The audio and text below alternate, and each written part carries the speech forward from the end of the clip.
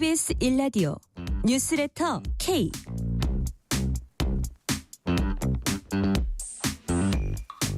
안녕하세요. 뉴스레터 K 진행하는 전종철입니다. 헌법재판소가 윤석열 대통령 탄핵 심판 관련 수기를 연휴에도 이어간 걸로 전해졌습니다. 최상목 대통령 권한대행은 마은혁 재판관 후보자 임명 여부를 두고 내일 국무위원들의 의견을 들을 걸로 전해졌습니다. 최 대행이 어떤 결정을 내릴지 관심이 모아지고 있습니다.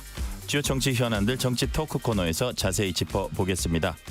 내일부터 학교와 사회에 첫 발을 들이는 새내기 신입생과 신입사원들에게 새로운 환경에 어떻게 잘 적응하냐는 건 매우 중요한 부분입니다. 중부대 학생성장교양학부 전미옥 교수로부터 새내기들이 어떻게 관계를 맺어가야 하는지 조언을 들어봅니다. 문자샵 9730, 짧은 문자 50원, 긴 문자는 100원, 어플리케이션 콩으로 보내시면 무료입니다. 유튜브 KBS 1라디오 계정 채팅으로도 얘기 나누실 수 있습니다. 문자 보내주시면 추첨을 통해서 커피 쿠폰 보내드릴 테니까요. 여러분의 이야기도 많이 들려주세요. 뉴스레터 K 지금부터 시작합니다.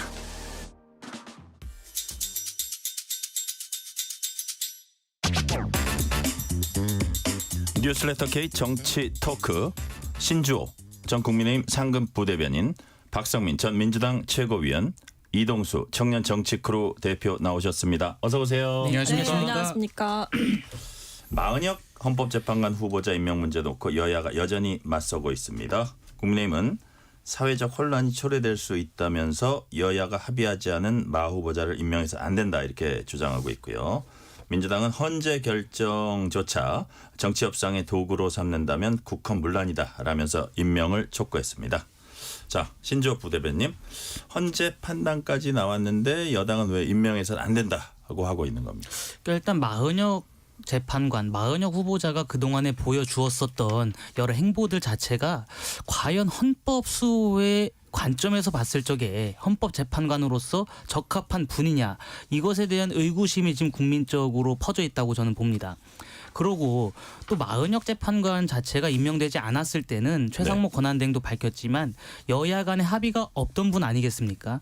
지금 대한민국이 겪은 적 없는 초유의 상황을 경험하고 있는데, 이런 상황에서 여야 합의도 없었고 또 국민적인 의구심이 가득한 분이 헌법재판관으로 임명된다고 하면은 과연 국가가 맞이할 위기, 그리고 국가적으로 초래될 여러 논란들을 어떻게 극복해 나갈 것이냐, 그것에 대한 좀 문제 제기를 하는 것이죠. 그렇기 때문에 헌법재판소에서 즉각 임명해야 된다, 이런 입장을 밝히지 않은 만큼 더욱더 숙고해서 임명 절차를 거쳐야 된다고 봅니다. 제가 보기에 제일 좋은 방안은 마은혁 재판관이 지금까지 보여주었었던 그런 여러 논란들이 있다고 하면은 본인이 헌법재판관 후보직에서 사임하고 물러나는 것이 국민에 대한 도리가 아닌가 싶긴 합니다. 네, 마은혁 재판관의 사의 표명 가능성 몇 %로 보세요? 박성민 최고위원. 임명이 아직 안 되는데 어떻게 사의 표명을 합니까? 아니, 뭐 임명을 임명했을 경우 이건데. 시키고 그런 얘기를 하시면 자, 모르겠는데. 그렇다면 민주당이 그 마은혁 후보자의 윤석열 탄핵 심판 재판부에 뭐 합류하면 뭐 정치 공학적으로 누가 유리하니 불리하니 뭐 이런 것과 전혀 상관없이 일단 헌재 판단까지 나왔으니까 즉시 임명해야 된다. 이게 민주당 입장입니까? 그렇죠. 즉각 임명해야 되죠. 왜냐하면 임명을 안 할 이유가 없습니다. 뭐 그동안은 여야 합의가 없었다라는 이유를 내세우면서 임명을 미뤄왔던 건데, 이번에 권한쟁의 심판은 그 부분을 다룬 거거든요. 그러니까 여야 합의가 있었냐 없었냐 이 부분을 가지고 다뤘고, 결과적으로 여야 합의가 있었다라고 이제 헌재는 판단을 했기 때문에 여야 합의가 있었던 국회 추천 몫의 헌법재판관을 선별적으로 임명하는 최상목 권한대행의 행위는 국회의 권한을 침해한 것이다, 이 판단을 내려준 거예요. 그렇기 때문에 이거는 명시적으로 법적으로도 그렇고 헌법 정신에도 맞지 않고 삼권 분립에도 맞지 않는, 그러니까 국회의 권한을 침해하는 행위를 최상목 대행이 했다라는 거를 명확하게 어떻게 보면 헌재에서 인증을 해준 꼴인데, 이 상황 속에서 최 대행이 또 무슨 이유로 선별적으로 이 임명을 미룰 수가 있다라는 것인지 분명하게 헌재에서도 밝혔듯이 최 대행이 이 마은혁 재판관 후보자를 임명하지 않는 거는 분명하게 위헌적인 행위다. 그렇기 때문에 헌법 질서를 수호해야 하는 대통령 권한대행으로서 맞지 않는 행보를 보여주고 있다고 보고 있습니다. 네. 대통령 권한대행으로서 맞지 않은 행보를 보여주고 있다. 자, 이동수 대표님께 이건 한번 여쭤볼게요. 헌재 판단 나왔으니 임명해야 한다. 그 이제 생각하는 여당 분들도 사실 내심 많을 겁니다. 근데 그 시기 즉시 임명해야 된다. 혹은 뭐 임명의 뭐 강제성이라 그래야 되나요? 뭐 즉각적인 임명. 이 부분은 명확하지 않거든요. 그러니까 그럼에도 불구하고 즉시 임명해야 된다? 어떻게 보십니까? 근데 저는 일단 헌재가 결정 내렸기 때문에 예. 이제 그 결정을 존중하는 차원에서 즉시 임명하는 게 맞다고 보는데요. 사실 만약에 이제 마은혁 재판관이 임명이 즉시 된다고 하더라도 이분이 이제 본인은 이 그동안에 어떤 변론에 참여하지 않았기 때문에 나는 이번 탄핵 심판에선 빠지겠다고 얘기하면은 또 이제 그 부분은 반영이 될 수도 있는 거잖아요. 그래서 저는 마은혁 재판관을 최상목 권한대행이 임명한다고 해도 이분이 표결에 영향을 끼칠 일은 좀 가능성은 거의 없지 않나 이렇게 보고 있습니다. 네, 표결에 영향을 끼치지 않는다. 자, 그 부분 말씀하셨으니까 신주호 부대변님, 마은혁 재판관이 만약에 합류를 해가지고 9인 체제가 되는 거 하고, 그다음에 지금의 8인 체제가 되는 거 하고 어떤 별로 그 표결 결과에는 영향이 있다 없다? 전 없다고 봅니다. 없어요? 예, 지금 이미 그 변론이 다 끝난 상황이기 때문에 네. 마은혁 후보가 헌법재판관이 되면은 그 탄핵 심판에 참여하기 위해서는 변론 갱신 절차를 밟아야 됩니다. 네. 근데 지금 상황에서 그 변론 갱신 절차를 밟고 하다 보면은 이 탄핵 심판에 대한 선고 결과가 늦어지기 때문에 아마 마은혁 후보자가 헌법재판관에 즉각 임명되더라도 본인이 아마 회피 신청을 하거나 그런 법적인 것들을 따져서 이 탄핵 심판 선고에 대해서는 빠지겠다 이렇게 할 가능성이 좀 크다고 봅니다. 네. 그리고 우리가 이미 그 박근혜 전 대통령 탄핵 선고 때도 8인 체제로 그 결과를 내렸기 때문에 마은혁 후보자가 굳이 그 탄핵 심판에 참여하지 않아도 된다라는 것이 이미 전례가 있기 때문에 굳이 이분이 뭐 즉각 임명된다고 하더라도 그 탄핵 심판 결론에 대해서는 크게 영향을 좀 미치지 못할 거라고 봅니다. 저는 근데 네, 이동수 대표님 말씀해 이 부분에 보세요. 있어서 국민의힘에서 좀 판단을 잘못한 게 아닌가 그런 생각이 드는 게요. 어떤 부분이요? 저는 그러니까 지금 국민의힘에서 예를 들어서 박수영 의원이나 이런 네. 분들 주장하는 걸 보면은 마은혁 재판관이 합류함으로써 그 한 표 때문에 뭐 탄핵의 어떤 인용과 기각이 갈릴 수도 있다라고 그게 보는 것 박수영 같아요. 의원 취장의 취지입니다. 네, 근데 저는 사실 그럴 가능성은 별로 없지 않나. 대체로 탄핵 인용 쪽으로 가지 않나 이렇게 예상이 되는데 그렇다면은 오히려 마은혁 재판관을 빨리 임명을 해서 지금 헌재가 8인 체제니까 8인 체제는 미완성 아니냐. 9인 체제로 가야 된다라고 오히려 국민의힘이 촉구를 하면은 마은혁 재판관이 또 이제 변론에 참여하고 뭐 이런 기일이 뭐 한 2주 정도 더 늘어날 수 있는 거잖아요. 네. 그렇게 되면은 이재명 대표 공직선거법 2심 그 전에 결과 나오고 여론이 또 바뀔 여지가 있는데 저는 국민의힘에서 그 부분은 좀 간과하고 있는 게 아닌가 좀 이렇게 보고 있습니다. 제가 그 박수영 의원이 지금 단식 농성 중에 이제 하는 얘기들을 하고 전현희 최고위원이죠. 민주당 전현희 최고위원 이제 얘기하고 두 개를 약간 이렇게 대비시켜서 질문을 드릴 텐데 지금 말씀드린 대로 국민의힘 박수영 의원은 이제 단식 농성하면서 무슨 얘기를 하냐면 자 권한쟁의 심판 2월 27일 그때 이제 8대0 결정이 나왔는데 그 전체적인 결정과는 별개로 보수 성향 헌법재판관 3명이 개별 의견을 냈어요. 그 부분에 민주당이 한 명이 더 들어감으로써 확실히 이제 6명이 확보돼야지 이제 인용이 되는 거니까 그래서 더 마은혁 후보자 임명 강행을 압박하고 있다는 박수영 의원의 주장에 대해서는 박성민 의원 같은 박씨네요. 네. 어떻게 생각하세요? 일단은 6대 3으로 해야 돼 나오는 거를 이제 생각하는 거 아니냐 이렇게 네. 이제 박수영 의원 측에서는 주장을 하는데 저는 이거 전형적인 정신 승리다라고 봐요. 왜냐하면 민주당에서는 6대 몇으로 이렇게 갈리고 이럴 사안이 아니라고 보고 있거든요. 그러니까 8대 0으로 만장일치로 탄핵이 될 거다. 아니면 마은혁 재판관이 저는 이제 안 들어올 거라고 보지만 어쨌든 8대 0으로 만장일치로 이 대통령 탄핵에는 파면에는 문제가 없다 이렇게 보고 있는 게 중론입니다. 그렇기 때문에 마치 민주당이 어떤 불안함 때문에 이 마은혁 재판관을 빨리 임명해야 된다 이렇게 주장하는 거는 일종의 프레임이라고 보고요. 그리고 지금 저는 일단 절차적인 흠결에 대해서 이 별개 의견을 소수 의견을 낸 재판관들이 있었지만 그 네. 내용도 자세히 살펴보시면 우원식 국회의장이 국회 본회의 의결을 거치지 않고 권한쟁의 심판을 한 거에 대해서 조금 지적을 하긴 했습니다만 소수 의견을 낸 이 세 분조차도 나중에는 어쨌든 본회의를 또 거쳐서 민주당 의원들 중심으로 결의안을 냈기 때문에 사후적으로 좀 이 부분이 치유가 됐다 이렇게 본 거거든요.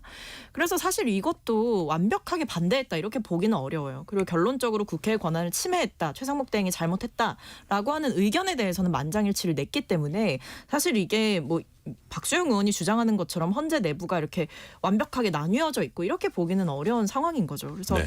이런 식으로 이제 일종의 모종의 시나리오를 펼치는 거. 그러니까 지금 상황에서 헌재가 8인 체제로 판단을 하게 되면 대통령이 직무복귀할 가능성이 있다. 이렇게 상상하는 거는 본인들의 어떤 희망 회로를 돌리고 있는 것이다. 저는 이렇게 보고 있습니다. 네. 그 전현희 의원이 윤석열 대통령 탄핵 심판은 8인 체제로 진행해야 한다. 이런 것도 지금 지금 시기를 늦추면서까지 9인 체제로 갈 실익은 없다. 뭐 이런 뜻인가요? 일단 헌재에서 지금 이 대통령의 탄핵 심판을 가장 우선순위에 두고 하고 있는 거는 네. 결국 국가의 혼란을 최소화하겠다라는 겁니다. 그럴 의무가 있기도 한 거죠, 헌재에. 그래서 지금 상황에서 이미 그 대통령 탄핵 심판에 대해서 평의가 이미 시작이 됐거든요.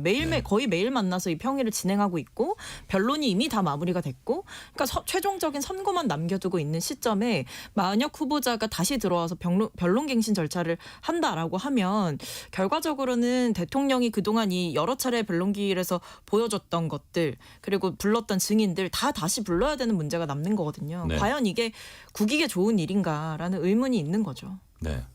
자, 이동수 대표님. 네.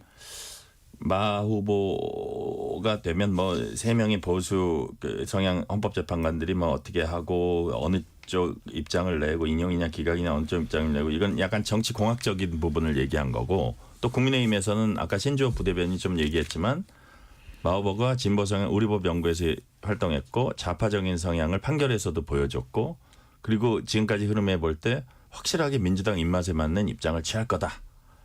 그래서 이런 부분은 지금 상황에서는 안 된다. 이런 주장은 어떻게 보세요? 네, 근데 일단 저도 마은혁 후보자가 비판받을 소지는 충분히 있는 것 같습니다. 예를 들어서 반대 상황에서 국민의힘에서 후보자를 추천을 했는데 이분이 뭐 과거에 5.18이 뭐 5.18에 뭐 북한이 개입했다 이런 주장을 한 단체에서 활동을 했다 이러면은 민주당도 가만히 있지는 않았을 것 같거든요. 다만 이제 저는 이 마은혁 후보자 자리 자체가 사실은 국회 추천 몫으로 배정된 자리고 네. 거기서도 이제 민주당 보고 추천을 하라고 한 자리잖아요. 그래서 저는 이 부분은 민주당의 결정을 그래도 존중하는 모습을 보여주는 게 필요하지 않나. 라는 생각이 들고요.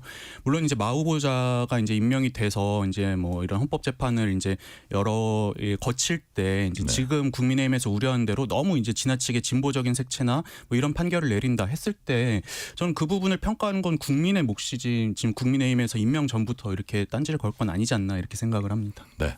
자, 신주호 부대변인한테는 요 질문 하나 하고 그다음 질문으로 넘어갈게요. 네.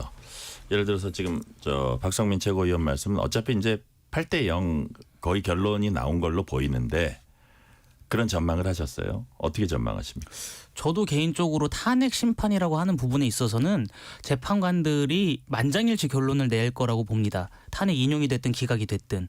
그러니까 지금 이제 탄핵 심판에 대해서 재판관들이 누가 찬성을 했고 누가 반대를 했는지 네. 그 이름들이 다 공개되는 상황이거든요. 근데 그러한 상황에서 과연 인용과 기각이 엇갈리거나 비슷한 수준으로 간다고 하면은 국론이 분열될 수밖에 없습니다.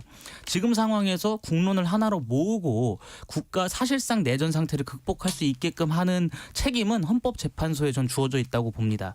그렇기 때문에 저는 뭐 인용이라는 결론을 만장일치로 내릴 거라는 생각은 안 합니다만은 인용이 되었든 기각이 되었든 8명의 일치된 의견을 통해서 탄핵 심판 결론을 내지 않을까 생각합니다. 네. 자, 민주당은 최상목 대통령 권한대행이 마은혁 후보자를 임명하지 않은 거를 비판하면서 여야정 국정협의체에 불참했습니다. 다시 말해서 최상목 대행과 국정협의 지금 2단계에서는 이런 상황에서는 할 수 없다 뭐 이런 것인데 이에 대해서 또 국민의힘은 강하게 비판했습니다. 국민의힘 박수민 원내대변인 논평 들어보시겠습니다. 마은혁 헌법재판관 후보를 임명하지 않는 최상목 대통령 권한대행을 대화 상대로 인정하기 어렵다는 이유였습니다. 헌법재판소 재판관 임명은 물론 중요한 사안입니다. 그러나 국정협의체를 걷어찰 정도의 사안인지 지금 현재 그런 상황인지 저희는 의문을 제기하지 않을 수 없습니다. 최근 헌법재판소에 대한 국민적 우려가 상당히 큽니다. 그런데 그 우려는 8인 체제에 대한 것이 아닙니다. 절차적 편향성과 정치적 편향성에 대한 우려였습니다. 자, 박성민 최고위원님. 국정협의체를 제가 그대로 표현을 쓸게요. 걷어찰 정도의 사안인지라는 여당 원내대변인 주장 어떻게 보세요? 일단은 분명히 말씀드려야 될 건 민주당에서 이 국정협의체 자체를 이제 앞으로도 안 하겠다 이런 입장은 아닌 것 같아요. 왜냐하면 그건 너무 나간 이야기다라고 민주당에서도 분명히 이야기를 하고 있고 저는 일종의 좀 항의성이었던 것 같습니다. 왜냐하면 최상목 대행이 권한쟁의 심판의 결과가 나왔고 심지어 만장일치로 헌법재판관들이 판단을 했음에도 불구하고 약간 정무적 판단을 운운하면서 사과 한마디 없이 지금 여전히 임명을 안 하고 있는 상태거든요. 이거야말로 헌정 질서를 수호해야 하는 권한대행의 임무와 그 직분에도 맞지가 않는 것이고 그리고 이렇게 헌재가 판결을 내렸는데도 승복하지 않는 모습을 보이는 것 자체가 권한대행으로서 과연 자격이 있는 것이냐라는 생각을 들게 하는 대목이죠. 그렇기 때문에 민주당 입장에서는 최상목 대행과 마치 아무런 일이 없었던 것처럼 국정협의체라고 하는 테이블에서 논의를 하는 것 자체가 그 당시에는 좀 어렵다라고 판단을 했던 것 같습니다. 최상목 대행에 대해서 어느 정도 좀 견제하려는 목적도 있었겠죠. 근데 그것과 별개로 지금 그 국민의힘에서 계속해서 뭐 민생을 강조하면서 국정협의체 민주당이 불참한 것을 비판을 하고 있는데 저는 오히려 이 이전에 본인들이 좀 반성부터 해야 되는 게 아닌가라는 생각이 듭니다.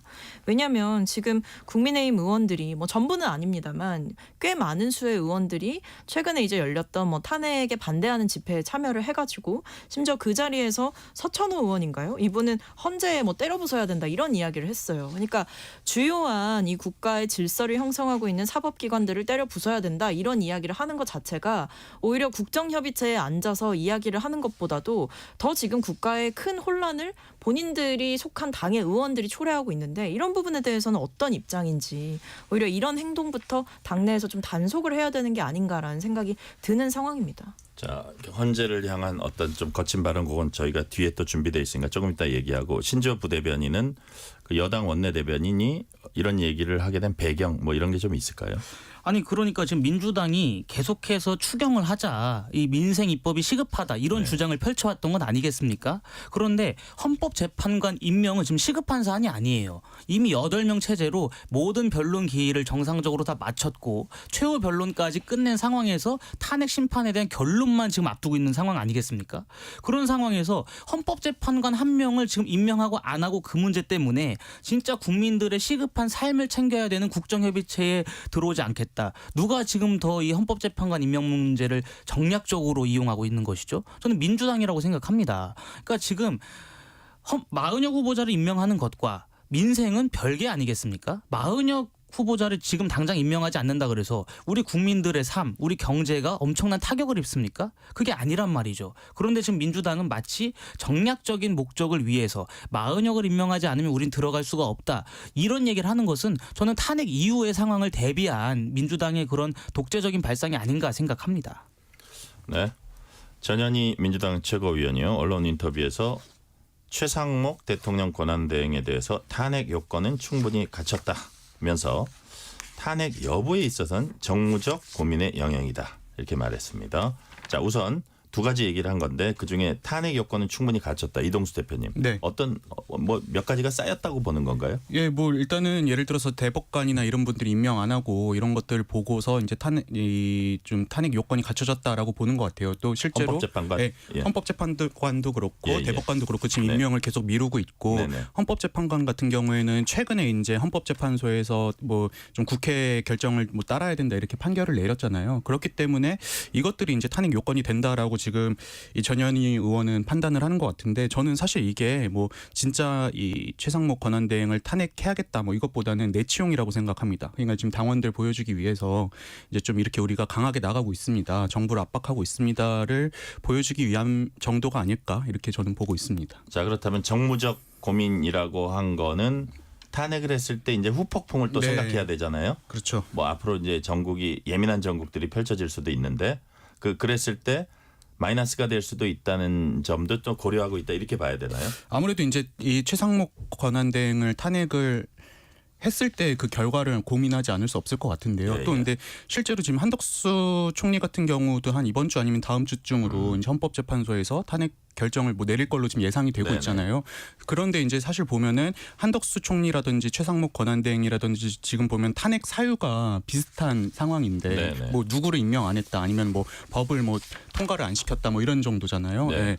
근데 이제 만약에 이 한덕수 총리가 이 헌법재판소에서 탄핵이 기각돼서 돌아올 경우에는 그럼 최상목 권한대행에 대한 탄핵도 사실은 명분을 잃는 거기 때문에 네. 이 부분을 또 고려하지 않을 수 없나 이렇게 저는 생각을 합니다. 총리가 돌아왔는데 부총리는 다시 근데 또 사유가 같다면 사실 다시 정지되라 이런 게 민주당 입장에서는, 모양새가 좋지 않고 실제로 그래서 박성민 최고위원님 어떻게 이 가능성은 얼마나 보시는 거예요? 사실 뭐 최상목 대행을 즉각적으로 탄핵하는 거는 지금 상황에서는 조금 어렵지 않을까라고 생각을 합니다. 근데 계속 경고와 비판은 할 수밖에 없죠. 왜냐하면 이 법원의 판단, 헌재의 판단이 나왔다고 하는 거는 네. 정무적인 고려를 하지 말아야 된다라는 판단을 내려준 거라고 보거든요. 왜냐하면 사실 최상목 대행이 국회 추천을 정상적으로 거친 이 3명 중에 2명을 임명한 것 자체가 일종의 정무적인 판단을 한 건 거죠. 네. 그러니까 국민의힘에도 약간 좀 볼 낯이 있어야 되는 거고, 그리고 국민들에게도 어느 정도의 이 혼란을 잠재워줄 본인의 액션이 필요한 상황이었기 때문에 선별적으로 정무적 판단을 한 거잖아요. 3명 중에 2명이 그렇죠. 임명한 게 그러니까 그런 상황이었잖아요. 그러니까 그렇기 때문에 근데 그러다 보니까 권한쟁의 심판이 있었던 거고, 권한쟁의 심판의 결과가 그런 정무적인 판단을 그것도 국회 추천 몫에 대해서 대통령 권한쟁의 하면 안 된다라는 결론이 내렸다고 한다면 더 이상 정무적 판단을 이유로 시간을 지연시켜서는 안 되는 것이다라는 얘기가 명확하게 나왔는데도 아직까지도 안 하고 있다는 것 자체가, 그리고 이미 헌재에서 이 판결을 내리기 전에 최상목 대행이 만약에 임명하지 않는다라고 한다면 위헌이고 위법적인 행위이다라고 분명히 이야기를 했고, 네. 헌재법에도 보면 이런 이 헌재의 권한쟁의 심판의 결과에 따른 처분을 이행해야 된다라는 내용이 분명히 있거든요. 이런 법이 있고 규칙이 있고 질서가 있는데 이걸 아직까지도 어긴다라고 하는 것은 사실 충분하게 탄핵 사유가 될 수 있는 상황이기 때문에 그 부분을 지적하면서 최대행을 압박하고 있는 겁니다. 자, 이 질문은 신조 부대변인한테 드릴게요. 최대행 뭐 헌법재판소 결정 나왔을 때 결정을 존중하겠다. 좀 찬찬히 살펴보겠다 이런 취지로 얘기를 했습니다. 자, 근데 마은혁 후보자 임명 문제에 대한 국무위원 간담회 개최 아마도 내일쯤 의견을 주고받지 않을까 이런 전망도 나오고 있는데 어떤 식으로 좀 결론을 맺을 것 같아요? 저는 최상목 권한대행은 본인은 임명하지 않을 겁니다. 그래요? 예, 왜냐하면 지난번에 그 헌법재판관 2분을 임명했을 때도 예. 국무회의가 비공개로 들어갔을 적에 굉장히 다른 국무위원들로부터 비판을 받았거든요. 네. 게다가 최상목 권한대행은 관료 출신 아니겠습니까? 그만큼 뭐 이런 말씀 드리긴 좀 그렇지만 안정을 추구하시는 분이어서 지금 굉장히 여야 그리고 정치권 그리고 국민들로부터 논란이 되는 사안에 대해서 어느 특정한 결론을 내지 않을 가능성이 좀 크다고 봅니다. 그리고 한덕수 총리에 대한 탄핵 심판이 아마 이번 주 중으로 결론이 나올 것 같습니다. 공을 한덕수 총리한테 넘긴다. 그렇습니다. 그렇게 하는 게 사실 최상목 권한대행 입장에서도 훨씬 합리적이고 위험을 리스크를 최대한 줄일 수 있는 부분인 것이죠. 그리고 아마 내일 뭐 국무회의 간담회를 하게 되면은 분명히 정치인 출신의 그 장관들이 안 된다 이렇게 말릴 겁니다. 그러한 그 압박을 이분이 견딜 수가 있을까요? 저는 그러지가 않을 것 같고 안정을 추구하는 분인 만큼 굳이 내가 임명을 해야 되느냐 이런 인식 때문에 한덕수 총리가 돌아오면은 한덕수 총리한테 공을 넘길 것 같습니다. 한덕수 총리 어떤 뭐 기각 결정이 되든 뭐 인용 결정이 되든 그 결정이 곧 나올 거니까 네. 그러니까 돌아올 가능성을 이제 여권에서 좀 많이 보고 있는 것 같아요. 그렇습니다. 그렇다면 굳이 돌아오기 직전인데 이걸 자기 손으로 할 필요는 굳이 없다고 그렇습니다. 이제 생각하고 계신 거고. 자, 관련해서 윤석열 대통령 탄핵 심판 진행하는 헌법재판소는 연휴에도 숙의 이어갔고, 자 이제 연휴가 이제 지나잖아요. 그럼 내일부터 이제 본격적인 평의를 진행할 걸로 알려졌습니다. 근데 역시 이것도 이제 마은혁 후보자하고 관련된 것이기도 한데 선고 시점이 여전히 이제 나올 때도 되는데 잘 안 나오고 있어요. 자,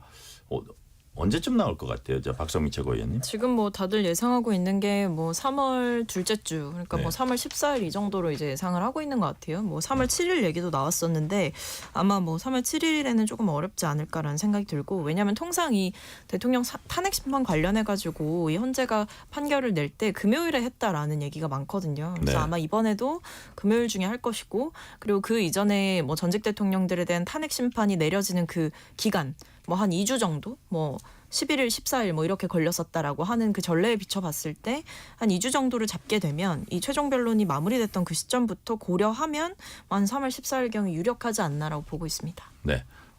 이동수 대표님은 지금 마은혁 변수가 좀 정리돼야 우리 며칠 날 하겠다 이게 나올 것 같아요. 어때요? 근데 저는 그거는 큰 영향 안 끼치지 않을까 그래요? 싶어요. 그러니까 예를 들어서 지금 국민의힘이나 아니면 이 정부에서도 마은혁 재판관에 대한 임명을 늦추고 있고, 만약에 임명이 돼도 아까 이제 신주호 부대변인 말씀하신 것처럼 마은혁 재판관 본인이 이제 또 이 회피 신청을 하면은 참여하지 않는 거기 때문에 네. 그거는 영향을 끼치지 않을 것 같고요. 조금 전에 박성민 전 비서관 말씀하신 것처럼 제가 사례를 보니까는 이 노무현 전 대통령 탄핵 심판 같은 경우에는 최종 변론 이후 이제 선고까지 14일이 걸렸고요. 박근혜 전 대통령 때는 이제 11일이 소요가 됐는데, 그걸 감안하면은 한 다음 주 화요일에서 금요일 정도 사이에 지금 나오지 않을까 다들 이렇게 예상을 하고 있더라고요. 그래서 뭐 언제가 될지는 뭐 구체적으로 날짜는 알 수 없겠지만은 다음 주 뭐 주말은 진짜 굉장히 혼란스러운 주말이 되지 않을까 이렇게 좀 예상이 됩니다. 다음 주가 될 가능성이 높아 보인다. 신주호 부대변인도 그렇게 전망하세요? 저는 사실 잘 모르겠습니다. 왜냐하면 제가 아까 말씀드린 것처럼 이 탄핵이라고 하는 것에 있어서 만장일치된 결론을 내놓을 확률이 크기 때문에 네. 재판관들이 평의를 거쳐서라도 인용이든 기각이든 일치된 하나의 견해로 모일 가능성이 큰데요. 지금 상황에서는 과연 인용과 기각 그 속내로 이제 인용과 기각을 갖고 계신 분들이 네. 얼마나 그 의견을 이렇게 합의해 나갈지가 조금 의문이긴 합니다. 그래서 생각보다는 또 예상보다는 결론이 좀 늦어질 수도 있지 않을까라고 생각을 합니다만은, 뭐 저도 국민의 한 사람으로서 이 혼란을 극복하기 위해선 좀 최대한 빠른 결론을 내야 되지 않을까 싶긴 합니다. 네. 자, 구속 기소된 김용현 전 국방장관이 대변인을 통해서 지난 1일 광화문 윤석열 대통령 탄핵 반대 집회에서 옥중 편지를 공개했습니다. 헌법재판관을 처단하자 이런 주장이 담겨 있고요. 또 여당의 서천호 의원도 헌법재판소 모두 공수처, 선관위, 헌법재판소 모두 처부수자 이런 발언을 했습니다. 이동수 대표님 네. 어떻게 평가하세요? 일단 저는 이게 뭐 여론전을 위한 목적이라고 생각을 합니다. 뭐 진짜 때려 부수자 이거보다는 일단 지지층이 빨리 결집을 해서 헌재를 압박해줘야 이제 탄핵 심판이 기각될 확률이 높다. 이거를 지금 노리고 있는 게 아닌가 저는 네. 이렇게 예상이 되는데, 근데 저는 지지층이 결집해서 헌재를 압박해서 결정을 바꿀 가능성보다 오히려 이제 이런 모습들이 헌법재판관들에게 일종의 괘씸죄로 작용하지 않을까. 그래서 저는 이 보수 정당에서 심지어 이제 뭐 장관이나 대통령이나 이런 자리를 했던 분들이 이 기존의 어떤 사법 체제 그리고 헌정 이 질서를 위협하는 발언을 하는 건 좀 삼가야 되지 않나 이렇게 생각을 합니다. 자, 지금 신주호 부대변인. 네. 이동수 대표 말씀을 듣고 보니까 이건 뭔가 압박하고 지지층을 결집하고 이제 그 결정을 내리는 헌법재판소를 압박하고 이런 그 속내가 있을 텐데, 오히려 헌재에게는 괘씸죄가 될 수도 있다. 이런 부분 어떻게 보세요? 저도 동의합니다. 그리고 이러한 발언을 해가지고 오히려 헌법재판소가 그동안에 자행했었던 여러 절차적 불공정성 네. 이런 것들이 가려질 수가 있어요. 그러니까 이런 식의 극단적인 얘기는 하지 말자. 네, 이런 식의 과격 주장을 하지 않아도 이미 국민들께서는 문영배의 권한대행이 진행하는 이런 탄핵 심판에 대해서 어느 정도 의구심을 갖고 계시단 말이죠. 그런데 지금 상황에서 뭐 헌법재판관을 처단하자 이런 식으로 하면은 헌법재판관들이 한 행위들 자체가 정당했는데 이 계엄을 선포했었던 주체인 국방부 장관을 향한 비판이 거센 상황 아니겠습니까? 그렇기 때문에 저는 국민들로 하여금 오히려 이 헌법재판관들을 보호해야 된다. 헌법재판소가 하는 행위들은 정당했음에도 불구하고 이렇게 일방적으로 비난한다. 이런 여론이 좀 퍼질 수도 있다고 봅니다. 전략적으로도 좋지 않다. 굉장히 전략적으로 안 좋은 거예요. 지금 일반 국민들의 생각이 어떤지를 들여다봐야 될 부분이죠. 그리고 김용현 장관이 이 얘기를 한 게 전 더 문제라고 보는 거는 계엄 선포 자체가 경고성이었다고 한 거 아니겠습니까? 네. 경고성이었다고 했는데 지금 헌법재판관을 처단하자. 저희 포고령 1호에도 보면 처단하자라는 문구가 있습니다. 근데 이분이 지금 또 처단하자 이렇게 해버리면 계엄 자체가 경고성이 아니라 진짜 국민들을 처단하기 위한 목적이 아니었겠느냐라는 국민적인 시선이 생길 수가 있습니다. 네. 매우 부적절한 발언이라고 좀 봅니다. 이 전체적인 상황을 박성민 최고위원 어떻게 보세요? 그러니까 막 가는구나 이런 생각이 듭니다. 그러니까 이게 왜냐하면 지금 그냥 일반 사람도 아니고 국회의원들이 이제 나서가지고 이런 이야기를 하고 거기에 동조하고 하는 것 자체가 저는 좀 말이 안 되는 상황이 벌어지고 있다라는 생각이 들거든요. 그러니까 국민의힘에 진짜 물어보고 싶은 거는 서부지법 폭동 사태 같은 게 또 한 번 있기를 바라는 것인가. 정말 저는 그런 생각이 들어요. 왜냐하면 그 사태가 정말 국민들에게 충격을 줬었거든요. 실제로 그 영상만 봐도 막 경찰들 폭행하고 영장 전담 판사 찾아가지고 막 문 부수고 열고 다행히 그때 그날 그 판사가 거기에 안 있었기에 망정이지 정말 무슨 일이 벌어질지 모를 정도로 끔찍한 일이었습니다. 그러니까 사회의 질서가 무너진다라는 게 이런 거구나라는 생각이 드는데 그때도 지적이 됐던 게 대통령이 계속해서 본인의 어떤 뭐 체포를 막아서는 시민들에 대해서 뭐 애국 시민이라고 칭하고 극우 유튜버들에 대해서 뭐 고맙다는 편지를 전하고 그러면서 일종의 이 질서를 교란시키는 행위, 헌재 재판관들을 공격하는 행위 이런 것들이 그 모든 사태에 일종의 명분을 준 거 아니냐 이런 지적이 있었거든요. 네. 이번에도 마찬가지입니다. 국회의원이 나서서 공수처 선관위 헌재 모두 처부수자 이런 이야기를 한 것 자체가 결국엔 그런 국민의힘 의원들이 이런 생각을 가지고 있다라는 걸 보여주는 거 아닙니까? 그리고 국회의원이 명색의 헌법기관인데 나서서 헌재를 부수자라고 하는 거는 헌법 질서를 무너뜨리자라는 주장이에요. 어떻게 헌법기관이라는 사람이 이런 이야기를 할 수가 있는지. 결국 정치인의 말이라는 거는 아무리 정략적인 목적이 있다라고 하더라도 넘어서는 안 되는 선이라는 게 있는 거고 정치권의 금도라는 게 있는 겁니다. 그리고 보수 진영에서 그동안 얘기했던 게 그렇게 강조했던 게 법치 아닙니까? 법치를 무너뜨리자. 이거를 심지어는 모두 쳐부숴서 모두 처단해서 때려 부숴서 이런 거를 다 없애버리자라고 하는 게 과연 법치를 강조했던 보수 정당의 입에서 나올 이야기인지 저는 정말 묻고 싶습니다. 네. 실시간 교통정보 알아보겠습니다. 교통정보센터 임초희 리포터 나와주세요. 네, 이 시각 교통정보입니다. 조금 전까지 귀가하는 차량들로 정체가 절정이었습니다. 상습 정체 구간 안에서는 여전히 길게 정체 이어지는 곳도 있지만 대체로 정체가 서서히 해소되고 있는 흐름입니다. 경부고속도로 서울 쪽 청주에서 청주 휴게소까지 긴 구간 답답하고요. 이후 안성 부근에서 안성 분기점까지 다시 정체입니다. 더 가서는 양재에서 반포나들목까지 어렵고요. 수도권 제1순환고속도로 판교에서 일산 쪽은 소래터널에서 송내까지 밀리고 있습니다. 구리에서 판교 쪽은 상일 부근 4차로에서 사고가 나서 주의를 하셔야겠고요. 서울냉량고속도로 서울 쪽 서종에서 화도까지는 12km 구간 정체입니다. 이후에는 남양주 요금소에서 강일까지 막히고요. 이어지는 올림픽대로 공항 쪽은 성수대교에서 한강대교까지 속도가 떨어집니다. KBS 교통정보센터에서 임초희였습니다. 퇴근길, 당신과 함께 읽는 세상 이야기. KBS 1라디오 뉴스레터 K. 실시간 교통 상황 살펴봤습니다. KBS 1라디오 뉴스레터 K 정치 토크 신주호 전 국민의힘 상근부대변인 박성민 전 민주당 최고위원 이동수 청년 정치크루 대표와 얘기 나누고 있습니다. 국민의힘 지도부가 오늘 윤석열 대통령 탄핵 심판 선고를 앞두고 박근혜 전 대통령 예방했습니다. 권영세 비상대책위 출범 후 당 지도부가 박 전 대통령 만난 건 처음입니다. 자, 신주호 부대변인, 이 시점에 여당 지도부가 박근혜 전 대통령 찾은 배경 뭘까요? 그러니까 지금 국민의힘이 굉장히 어려운 상황이기 때문에 네.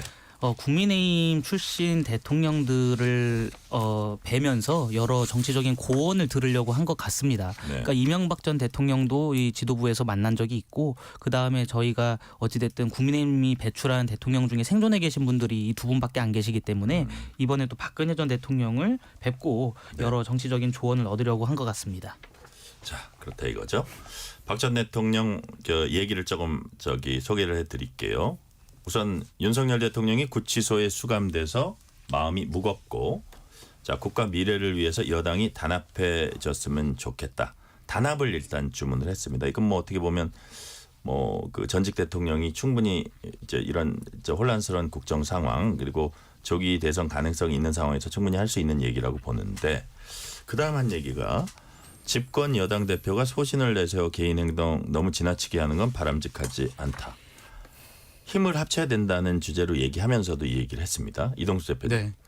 누구 얘기입니까? 누구를 염두에 뒀을까요? 저는 이 메시지 딱 본 순간 네. 한동훈 전 대표가 최근에 이제 대선 행보를 걸으려고 하고 있잖아요. 네네. 근데 입장이 좀 사실상 시작했죠. 예, 근데 네. 이제 입장이 굉장히 난처해지겠구나 좀 이런 생각이 들었습니다. 아, 아무래도 그래요? 이제 뭐 본인 정치하려고 당과 각을 세우는 당 대표 하면은 한동훈 전 대표 말고는 지금 없는 상황이잖아요. 그래서 이제 박근혜 대통령이 아직까지 저는 이 두 가지 측면이 있다고 보는데 이제 과거에 일단은 이 박근혜 전 대통령 탄핵 정국에서 당이 이제 분열을 함으로써 본인에 대한 수사나 이런 것들이 더 강하게 이제 이루어진 측면들이 있어서 그거에 대한 앙금이 좀 남아 있는 것 같고요. 네. 또 이제 그 당시 국정농단 사태를 수사한 이제 수사팀의 또 일원이 또 한동훈 전 대표였잖아요. 그래서 네네. 이제 그거에 대한 아직 인간적인 서운함이나 이런 것들도 남아 있는 게 아닌가 저는 좀 그렇게 봤습니다. 또 오늘의 멤버를 보니까 권영세 비대위원장 말고 그 권성동 원내대표가 그 당시에 저 법사위원장이었잖아요. 지금의 네. 정청래 법사위원장처럼 그래요.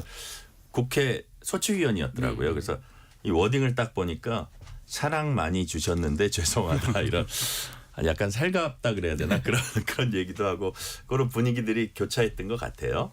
자, 박성민 최고위원님께서는 여당이 단합해졌으면 좋겠다 하면서 어떤 뭐 여당의 한 주자일 수도 있는 사람을 또 언급을 했습니다. 이런 부분이 어떤 영향이 있을 거라고 보세요. 글쎄요, 뭐 진영 안에서는 영향이 있을지 모르겠지만 어떤 일반 국민이나 중도층 그리고 뭐 진보 진영이 봤을 때에는 이런 얘기는 사실 전혀 도움이 안 된다고 봅니다. 오히려 나라의 어떤 지금 이 위기 앞에서 여기에 대해서 뭐 여당이 단합해줬으면 좋겠다 이런 얘기를 하는 건 결국 윤석열 대통령을 지키라는 얘기가 아닌가라는 생각이 들고 오히려 지금 국민의힘이 이 박근혜 전 대통령을 만나는 것도 평시의 상황이 아니라 대통령에 대한 이 탄핵 심판 선고를 앞두고 있는 시점에 박근혜 전 대통령을 만난 것 자체가 네.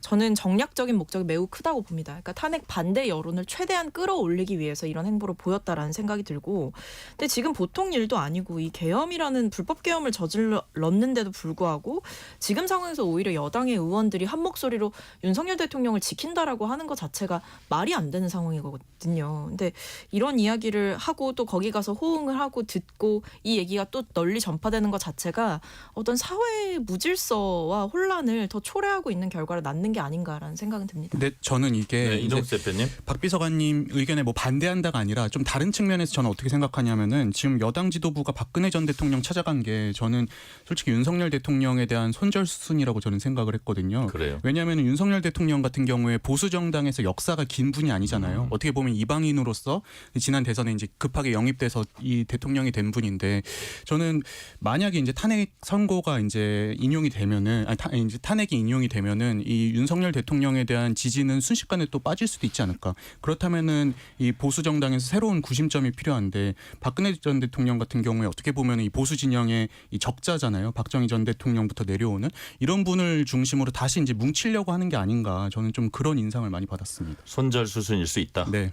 신지호 부대변인. 그리고 제가 하나 좀 말씀드리면 네. 박근혜 전 대통령이 윤석열 대통령을 지켜라 혹은 뭐 비상계엄에 찬성한다 이런 입장을 밝히신 게 아닙니다. 당이 지금 어렵고 국가가 혼란한 상황이니까 국민의힘은 국민의힘 나름대로 단합해서 국민들께 무언가 다가갈 수 있을 만한 결과물을 내놔라. 끝까지 민생을 지켜라 이런 네, 얘기도 했어요. 이런 취지거든요. 그렇게 치면은 이재명 대표 민주당 지도부도 문재인 전 대통령 방문 안 했습니까?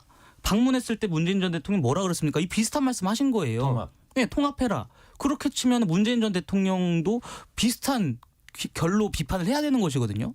저는 그런 것까지 꼭 비판할 필요는 없다고 봅니다. 어찌되었든 박근혜 전 대통령이든 문재인 전 대통령이든 각 진영에서 원로기 때문에 나라가 어렵고 당이 어렵고 우리가 지금 분열이 되고 있다 이런 조짐이 보이면 당연히 저희 진영에 속한 원로들께 가서 조언 듣고 여러 충고를 들으면서 더 발전시켜 나가는 과정 필수적이지 않겠습니까? 이런 것까지 굳이 침소봉대해서 좀 비판할 필요는 없다고 봅니다. 근데 문재인 전 네, 박상민 대통령을 최고위원님. 예방하는 것과 박근혜 전 대통령을 이 시점에 예방하는 건 완전히 성격이 다르죠. 그리고 문재인 전 대통령이 강조하신 건 통합인데 생각인데 사실 이거는 다양한 목소리를 좀 품을 수 있어야 된다 이런 이야기를 저는 간접적으로 하신 걸로 보거든요. 근데 지금 박 전 대통령의 주요한 메시지는 여당이 단합했으면 좋겠다라고 이야기를 하고 그리고 집권 여당 의원들이 소신을 내세워서 개인 행동을 하는 것은 위기 극복에 도움이 되지 않는다. 이거야말로 사실은 지금 이 상황 속에서 어떤 심지어 뭐 대표적으로 한동훈 전 대표라든지 아니면 김상욱 의원이라든지 어떤 상식적인 이야기를 했던 사람들의 행동을 상식적이고 필요한 행동이라고 이야기를 하기보다 소신을 내세운 개인 행동으로 치부한다는 것 자체가 사실상 대통령을 지키라라는 메시지와 저는 뭐가 다른 것인지 그리고 이 시점에 박근혜 전 대통령을 만난 것도 결국에는 이 탄핵에 반대하는 이 여론을 더 극대화시키고 심지어는 이 보수 진영에 존재한다고 하는 탄핵 트라우마를 다시 한번 상기시키기 위함이 아닌가라는 생각이 듭니다. 탄핵 드라마 상기까지도 염두에 뒀다 이렇게 보시는 거죠. 자, 다음 주제로 넘어갈게요. 김세환 전 중앙선거관리위원회 사무총장이 재임 시절인 2022년 대선과 지방선거 앞두고 선관위명의 세컨드폰을 만들어 정치인들과 연락했던 것으로 드러났습니다. 자, 이게 이제 선관위 사무총장인데 아주 뭐라 그럴까요? 정상적인 어떤 그 예를 들어서 정치인들이 여야 정치인 혹은 뭐 선관위 관할 국정감사 그 상임위와 뭐 간사라든지 뭐 위원장이나 이런 분들이 어떤 약간 정책적인 부분으로 통화할 수 있는 거 아닌가요? 그러니까 가장 정상적인 통화는 그건데 이게 이동수 대표님 네. 어떤 비난의 소지가 있다는 건 뭐 어떤 뜻인가요? 예, 일단은 이게 이제 2022년 1월에 발생한 일인데요. 이 당시에 이제 김세환 당시 이제 사무총장이 네. 담당 직원에게 이 휴대전화 개통해서 가져와라 이렇게 지시를 하기야 했어요. 자기 본래 업무폰으로 예. 떳떳하면 그렇게 했을 텐데 왠지 그 뭐 숨기고 싶은 내역이 있었나 보죠. 네, 맞습니다. 이제 그런데 이제 문제가 2023년 3월에 그 당시에 코로나 시기였잖아요. 네. 이제 그 당시에 이제 다들 기억하실 텐데 이 코로나 확진 혹은 이제 격리된 분들 유권자들 이 투표용지를 그 당시에 네. 선관위에서 뭐 소쿠리라든지 아니면 라면 박스 막 쇼핑백 이런 데 담아가지고 논란이 됐었잖아요. 네. 이것 때문에 이제 김세환 사무총장이 사퇴를 했었는데요. 근데 사퇴했으면은 이렇게 이 전에 개통한 휴대전화를 반납을 해야 되는데 이걸 반납하지 않고 지금 계속 쓰다가 그 요금도 이제 선관위가 이제 납부를 하다가 감사원의 감사가 시작되자 이제 1년 8개월 만인 2023년 11월에 이걸 반납해서 지금 논란이 됐는데요. 앵커께서 말씀하신 대로 물론 이제 이 선관위 사무총장이 국회의원들과 통할 일은 많습니다. 왜냐하면 기본적으로 선관위라는 조직 자체가 공직선거법이나 정당법을 그렇죠. 다루는 조직이기 때문에 네. 통할 일은 많은데 떳떳하면 기존에 있던 전화나 이런 걸로 그러니까요. 하면 되지 왜 새로 개통을 세컨드폰을 해가지고 만들었다는 예. 자체가. 맞습니다. 그래서 그걸로 이제 통화를 하느냐 이게 아무래도 지금 많은 의심을 받고 있는 상황입니다. 자, 신조 부대변님, 국민의힘은 정치 장사이자 부패 카르텔이라고 비판 강도 높였습니다. 무슨 뜻입니까? 그러니까 이게 드러난 게 결과적으로 감사원의 감사로 드러난 거 아니겠습니까? 네. 근데 감사원의 감사가 없었다라고 하면은 과연 이러한 문제점 이렇게 이런 행동들이 과연 국민 앞에 드러났을까? 채용 비리라든지 그렇습니다. 포함해서 그런 생각이 들 수밖에 없는 것이죠. 물론 최근 헌재에서 감사원이 이제 선관위를 감사할 권한이 없다 이런 판결을 내렸습니다마는 그렇게 돼 버리면 이제 선관위 내부적으로 이제 알아서 해야 되는 상황 아니겠습니까? 네. 근데 선관위에서도 밝힌 것처럼 가족 회사에서 과연 가족들의 비위, 부팽이가 발생됐을 때 그것을 얼마나 엄단할 수 있을지에 대한 국민적인 의심이 좀 존재한다고 봅니다. 비슷한 취지라고 좀 봅니다. 이것도. 예, 제 박성민 최고위원께는 녹취 듣고 질문 드릴게요. 민주당 입장은 윤종군 원내 대변인 발언으로 들어보시겠습니다.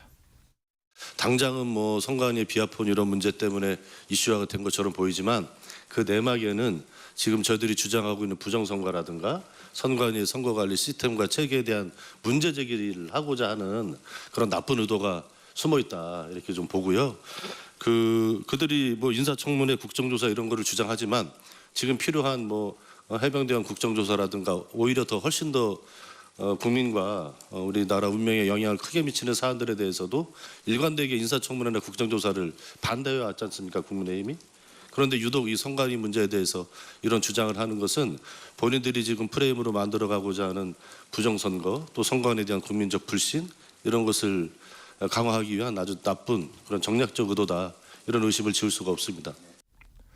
자, 박성민 최고위원님, 뭐 예를 들어서 이제 뭐 윤석열 대통령이 선관위에 대해서 아주 강한 의심을 갖고 있고 그게 이번 계엄 사태에서도 이제 확인이 됐는데 그런 것까지도 연관시켜서 지금 그 어떻게 보면 여당이 더 이 선관위에 대해서 부정적 이미지를 더 제거하려 그러고 이런 일종의 비난인가요? 무슨 뜻인가요? 그러니까 일단 민주당이 선관위가 잘못이 없다 이렇게 얘기하는 건 아니에요. 네. 근데 다만 이 집요하게 선관위만 공격하는 이유가 뭐냐라고 되묻는 거죠. 그러니까 지금 보면 부정선거 음모론이 이 대통령 메시지에서 굉장히 중요한 부분을 차지하고 있고 심지어 굉장히 망신스럽게도 이 현재의 탄핵 심리에서 캡틴 아메리카노로 분장한 그 망상꾼의 가짜 뉴스를 그 부정선거 의혹의 증거인 것처럼 주장을 하다가 이 대통령 측이 망신을 당하는 일도 있었거든요. 그걸 통해서 뭐 일종의 오보가 났던 거를 인용하기도 하면서 증거가 사실은 없는 상황인데 부정선거 증거가 확실한 것처럼 이런 이야기를 했는데 네. 지금 보면 부정선거에 대해서 명확하게 저는 국민의힘이 선을 못 긋고 있다라는 생각이 들어요.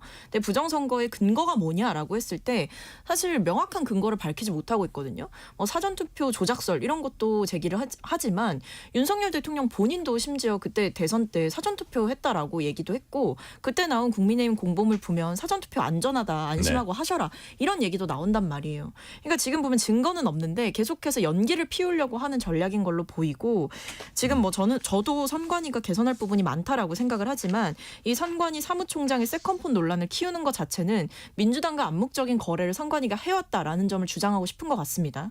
네. 근데 이 김세환 전 중앙선관위 사무총장이 뭘 했냐 보니까 지난해에 있었던 인천 강화군수 보궐선거에 국민의힘 후보로 경선에 참여했어요. 결국 선관위에 대해서 계속해서 때리면서 이 세컨폰 논란을 키우는 것 자체가 저는 국민의힘이 자신의 발등을 찍고 있는 꼴이다 이렇게 보고 있습니다. 네. 신지호 부대변인. 자, 지금 기존의 어떤 선관위에 대한 음모론하고 지금 선관위에서 드러난 어떤 비리에 대한 비판하고 이게 결국은 겹쳐 있는 게 아니냐는 게 민주당 주장이거든요. 민주당이 그렇게 해가지고 좀 선관위의 잘못을 좀 덮으려고 하는 것 아닌가 그런 생각을 지울 수가 없습니다. 국민의힘은 선관위의 채용 비리 같은 이런 부정한 모습들에 대해서 이것이 수면 위로 드러났을 때부터 비판을 해왔습니다. 그리고 그것은 반드시 시정되어야 될 문제다라고 누차 국정감사든 아니면 당의 공식 논평이든 지도부의 발언이든 해가지고 계속해서 문제 제기를 해왔던 것이기 때문에 국민의힘이 부정선거와 이 선관위의 부정 문제를 엮어가지고 마치 부정선거가 존재했던 것 아니냐라는 식의 분위기, 군부를 띄운다는 것은 좀 민주당이 오버하는 주장 같습니다. 네, 시간 관계상 여론조사 질문은 이동수 대표께만 하겠습니다. 리얼미터가 에너지경제신문 의뢰로 지난달 26일에서 28일 전국 만 18세 이상 유권자 1,506명 대상으로 무선 자동 응답 방식 조사했습니다. 자세한 내용 중앙선거 여론조사 심의위 홈페이지 참고하시면 됩니다. 여기에 의하면 정권 교체론이 정권 연장론은 오차 범위 밖에서 앞서는 이제 여론조사 결과인데 정권 교체 55.1%, 정권 연장 39%, 그다음 정당 지지도도 국민의힘 37.6, 민주당 44.2로 5주 만에 오차 범위 밖으로 벌어졌다고 해요. 어떻게 분석하세요? 일단 요약하자면은 국민의힘이 이 계엄 초기에 지지율이 급락했다가 이제 오르고 있다 다시 또 떨어지고 있는 추세라고 볼 수 있는 거잖아요. 네. 근데 이제 저는 보면 최근의 모습들 보면은 이 국민의힘 같은 경우에는 탄핵 반대 혹은 이제 헌법재판소 공격에 이제 매달리고 있는데 반해서 지금 민주당 같은 경우에는 이재명 대표가 일찌감치 이제 조기 대선을 염두에 두고 기본소득을 추진하냐 마냐 아니면은 얼마 전에 있었던 그 K 엔비디아 발언 그러니까 네. 이제 엔비디아 같은 기술 기업을 키워서 그 정부가 이제 그 몫의 일부를 국민들을 위해서 쓰자 이런 주장들을 하는데 이제 보면은 한쪽은 정치 이슈, 탄핵 이슈에 계속 갇혀 있고 지금 민주당 같은 경우에는 계속 이제 어떤 비전이나 아젠다를 제시하고 있는 거잖아요. 네. 전 이런 정치적 상황이 반영된 결과가 아닌가 이렇게 좀 해석을 하고 싶습니다. 이번 질문은 박성민 최고위원께 드릴게요. 한동훈 전 국민의힘 대표가 어제 제2연평해전 소재로 한 연극 관람 시작으로 본격적인 정치 행보에 나섰습니다. 보훈과 안보를 목숨처럼 여기는 정치를 하겠다면서 개헌 논의에 유보적 입장을 보이는 이재명 대표 향해선 헌법을 지키는 게 아니라 자기 몸을 지키려고 하는 것이라고 지적했습니다. 이런 발언 어떻게 평가하세요? 하던 거 그대로 하겠다는 것 같습니다. 그때 당시에 한동훈 대표가 총선 때 내세웠던 게 2조 심판론이었거든요. 네. 근데 결과적으로 실패했던 카드를 또다시 쓰겠다는 명목으로 보이고요. 지지층이 본인에 대해 좀 부정적인 정서가 있다 보니까 그것을 타개할 방식으로 이 대표를 공격하는 그 방식을 또 택하는 게 아닌가라는 생각이 드는데 사실 보훈과 안보를 목숨처럼 여기는 정치 좋다고 생각합니다. 저도 그 가치에 동의를 하는데요. 한동훈 대표께 다시 한번 묻고 싶은 것은 그때 분명히 당대표의 출사표를 던진 던지면서 얘기했던 게 최상병 특검법 제3자 추천 추진하겠다라고 했는데 그 결과적으로 아무것도 하지 못하고 물러났잖아요. 그 사안과 관련해서. 그렇게 정말 보훈과 안보 우리 장병들의 어떤 목숨을 정말 목숨처럼 여기는 정치를 하겠다라고 했는데 네. 언행일치가 안 됐던 과거의 본인에 대한 반성은 어디로 간 것인지 묻고 싶습니다. 네. 신조 부대변인 혹시 여기에 대해서 짧게 말씀하실수록 좋은데 네. 짧게 논평해 주세요. 그러니까 한동훈 대표가 왜냐하면 이렇게 다른 질문을 하려고 일반적으로 하시는 말씀에 대해서 네. 굳이 민주당이 이토록 비판하는 것은 그만큼 국민의힘 주자 중에 한동훈 대표가 가장 두려운 존재이기 때문에 그런 것 아닌가라고 생각합니다. 네. 자, 시간이 이제 1분도 안 남았는데 자, 한 전 대표에 대해서 윤상현 의원은 지금 한동훈 시간이 아니다. 조기 대선 출마해서 공식한 홍준표 대구시장 향해서는 헛된 꿈이다. 근데 지금 뭐 오세훈 서울시장, 김문수 장관 등 여권 잠룡 행보도 바빠지고 있는 상황이라고 볼 수 있는데 윤상현 의원의 이런 말 어떻게 평가하십니까? 딱 30초만 부탁드릴게요. 그러니까 저희가 혹시 모르는 최악의 상황까지도 대비해야 되는 것인데 지금 윤상현 의원은 대통령 탄핵 기각만을 바라고 이런 말씀을 하시는 것 같습니다. 근데 지금 주로 비판하는 것이 이제 한동훈 전 대표, 홍준표 대구시장인데 네. 김문수 장관이나 오세훈 시장도 사실상 대권 행보를 지금 시작했거든요. 그럼 그것들에 대해서도 똑같은 잣대로 비판을 해야 되지 않을까 싶습니다. 네. 지금 이런 비판은 이렇게 적절한 것인가 문제 제기를 하셨고요. 오늘 말씀은 여기까지 듣겠습니다. 지금까지 신주호 전 국민의힘 상근 부대변인, 박성민 전 민주당 최고위원, 이동수 청년 정치크루 대표였습니다. 말씀 감사합니다. 감사합니다. 뉴스레터 K 1부 마치고 2부가 이어집니다.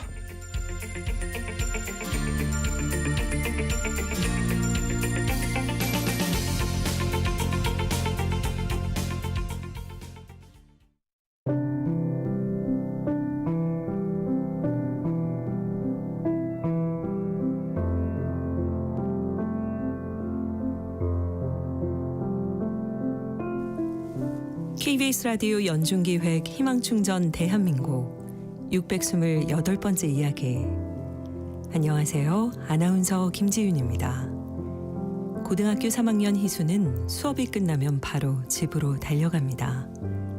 오래된 계단식 주택 옥탑층에 살고 있는 희순의 가족. 거친 숨을 몰아쉬며 도착한 집엔 엄마와 뇌병변 장애를 가지고 태어난 2살배기 남동생이 있습니다. 병원과 치료실을 오가느라 지친 엄마를 대신해 동생을 돌보기 시작하는 희수. 수시로 침을 닦아내고 뻣뻣해진 몸을 마사지하며 우는 아이를 챙깁니다. 반복되는 간호와 힘겨운 생활고에 점점 웃음을 잃어가는 두 사람. 집에 와서도 마음 편히 책 한 번 못 보는 희수가 엄만 너무도 안쓰럽고 가엾기만 합니다. 장애 지원금만으로 힘겹게 생활하고 있는 희수 가족을 위해서 여러분의 응원과 사랑을 보내주세요.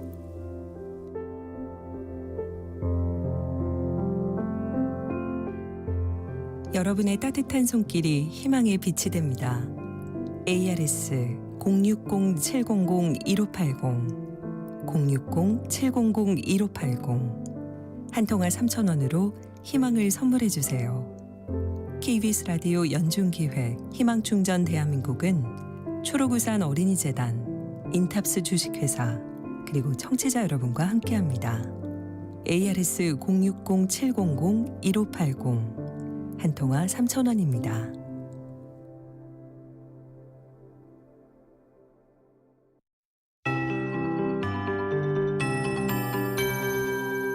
KBS 58분 날씨.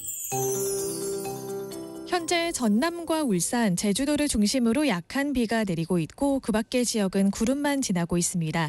오늘 밤까지는 빗방울이나 눈날림 정도만 있겠고요. 내일은 전국에 다시 비나 눈이 내리겠습니다. 내일 새벽부터 강원 산지와 동해안, 충청과 호남, 영남 지역에 비나 눈이 시작돼 오전에 그 밖의 전국으로 확대되겠는데요. 강원 산지는 최대 40cm 이상, 경북 산지와 동해안에는 10에서 30, 충청과 경기 남부에 3에서 3에서 8, 서울과 그 밖의 수도권에도 1에서 5cm의 눈이 내리겠습니다. 특히 경기 동부와 강원, 충북과 경북을 중심으로는 이미 많은 눈이 내린 가운데 내일 강원 산지와 동해안, 경북 북부를 중심으로는 시간당 3에서 5cm 이상, 경기 남동부와 그 밖의 강원, 충청과 일부 영남에도 시간당 1에서 3cm의 강하고 습한 무거운 눈이 집중되겠습니다. 내일 출근길 교통안전에 각별히 주의하셔야겠고요. 이번 눈과 비는 내일 밤에 대부분 그치겠지만 강원 산지와 동해안은 모레까지 길게 이어지겠습니다. 당분간 전국에 바람도 강하게 불겠고요. 대부분 해상에 풍랑특보가 발효된 가운데 해안과 해상 안전사고에도 각별히 주의하셔야겠습니다. 내일 아침 기온 서울 0도로 오늘과 비슷하겠고요. 낮 기온은 4도로 오늘보다 낮겠습니다. KBS 58분 날씨 조하늘입니다.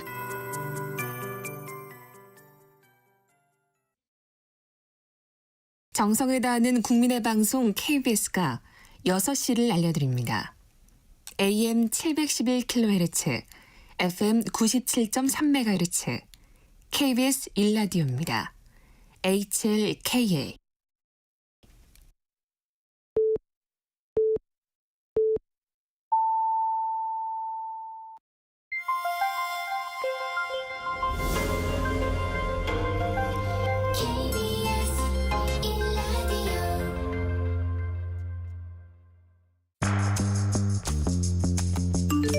여러분은 지금 퇴근길 시사편지 한 장, KBS 1라디오 뉴스레터 K를 듣고 계십니다.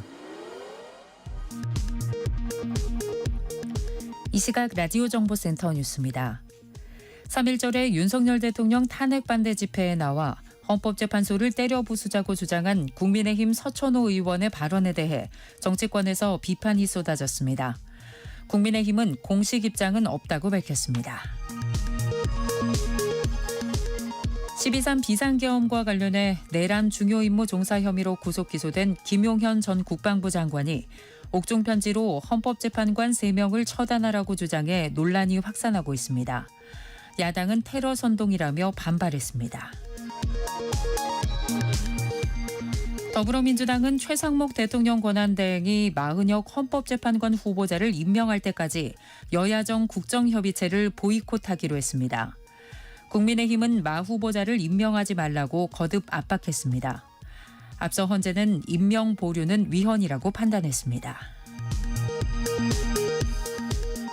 박근혜 전 대통령이 국민의힘 지도부를 만나 윤 대통령이 구치소에 수감돼 마음이 무겁다며 여당이 단합해줬으면 좋겠다고 말했습니다. 창당 1주년을 맞은 조국혁신당은 윤 대통령 파면으로 모든 문제가 끝나지 않는다며 반헌법행위 특별조사위 구성을 촉구했습니다. 지난 2022년 대선과 지방선거를 앞두고 중앙선관위 명의 휴대전화로 정치인과 연락했다는 논란이 제기된 김세환 전 선관위 사무총장이 지난해 국민의힘 예비후보 경선에 참여한 사실이 드러났습니다. 지금까지 라디오 정보센터 뉴스 편유희였습니다.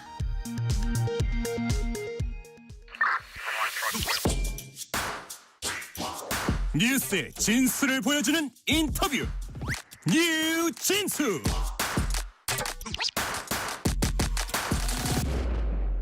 (3월이) 되면 캠퍼스는 작별과 시작이 교차합니다. 어제까지 강의실을 누비던 졸업생들은 사회로 나가고 새로운 얼굴들이 그 자리를 채웁니다. 설렘과 두려움이 교차한 순간 신입생과 신입사원들은 어떻게 관계를 맺고 또 적응하면 좋을까요? 오늘은 중부대학교 학생성장교양학부 전미옥 교수님과 함께 새내기의 관계 맺기에 대해 얘기 나눠보겠습니다. 전미옥 교수님 어서 오세요. 네, 안녕하세요. 전미옥입니다. 자, 신입생이나 신입사원. 시작은 무엇보다 이렇게 설레는 건데 그렇지만 인간관계 잘 맺어야 한다 이런 부담 때문에 또 긴장도 되는 것도 사실이에요. 맞습니다. 그래서 이제 교수님 새내기들의 관계 맺기 어떻게 시작을 해야 합니까? 일단은 새로운 시작을 앞둔 모든 분들에게 저는 응원의 박수를 보내드리고 싶어요. 일단 짝짝짝짝. 네, 그래서 직장이라는 게 단순히 일터가 아니라 협력하고 성장하는 곳이다. 또 학교는 학문뿐만이 아니라 인간관계를 배우는 곳이다. 이렇게 생각하면서 설렘도 있고 긴장을 하는 건 이거는 공존하는 건 당연하다 이렇게 그래요. 생각을 하시면 저희 좋겠어요. 방송도 그래요. 맞습니다. 적당히 긴장해야 돼요. 아, 네. 네. 그래서 이제 내가 지금 두렵구나. 아, 내가 설레네. 이런 마음을 스스로 인정하는 것이 그 첫걸음이 아닐까 싶습니다. 두렵거나 설렌다. 스스로 인정한다. 네, 이게 맞습니다. 첫걸음이란 말씀해 주셨고. 자, 내일이 바로 개학입니다. 초중고 신입생들에게 도움이 될 만한 조언 어떤 게 있을까요? 당장 이제 저는 저희 학교 중부대학교 학생들 내일 입학식이 또 있어요. 네. 그래서 뭐 초등학교에 처음 가는 학생들부터 아이들부터 대학 새내기들까지 모두가 아마 긴장이 될 텐데 그럼요. 저는 제가 제일 먼저 할 일은 무엇이냐면 바로 인사하기. 이걸 이제 좀 얘기하고 싶어요.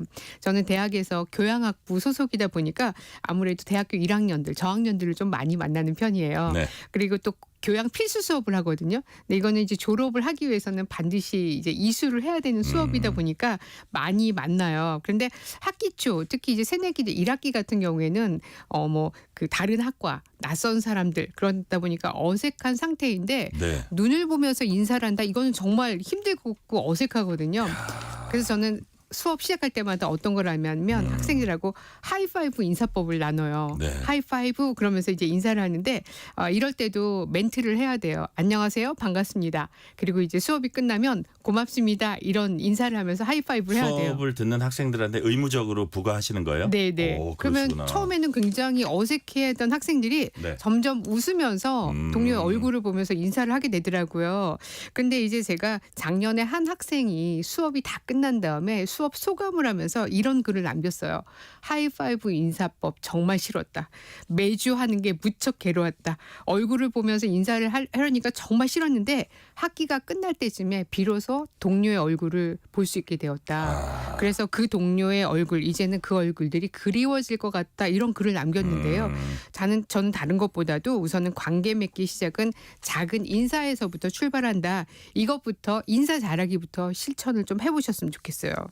맞아요. 저 지금 교수님 말씀 동감이 되는 게 우리가 이제 가족들이나 친구들끼리 이렇게 모여도 밥 먹으면서도 이렇게 핸드폰 보고 얼굴을 잘 안 보고 그러니까 동료들 처음 만났을 때도 얼굴 보기가 힘든데 그걸 좀 익숙해지게 해야 된다 그런 말씀이죠. 맞습니다. 그래서 학기 끝날 때쯤 친구 얼굴을 볼 수 있었다는 얘기가 나오는 거고 그렇다면 지금 특히 외동들도 많잖아요. 맞습니다. 요즘 그러면 뭐 친구들과 잘 사귀기 좀 어려워하는 그 젊은 층들도 많은데 자 친구를 사귀는데 필요한 팁 어떤 게 있을까요? 일단은 아는 것이지만 실천하는 것이 중요하다. 이렇게 보시고요.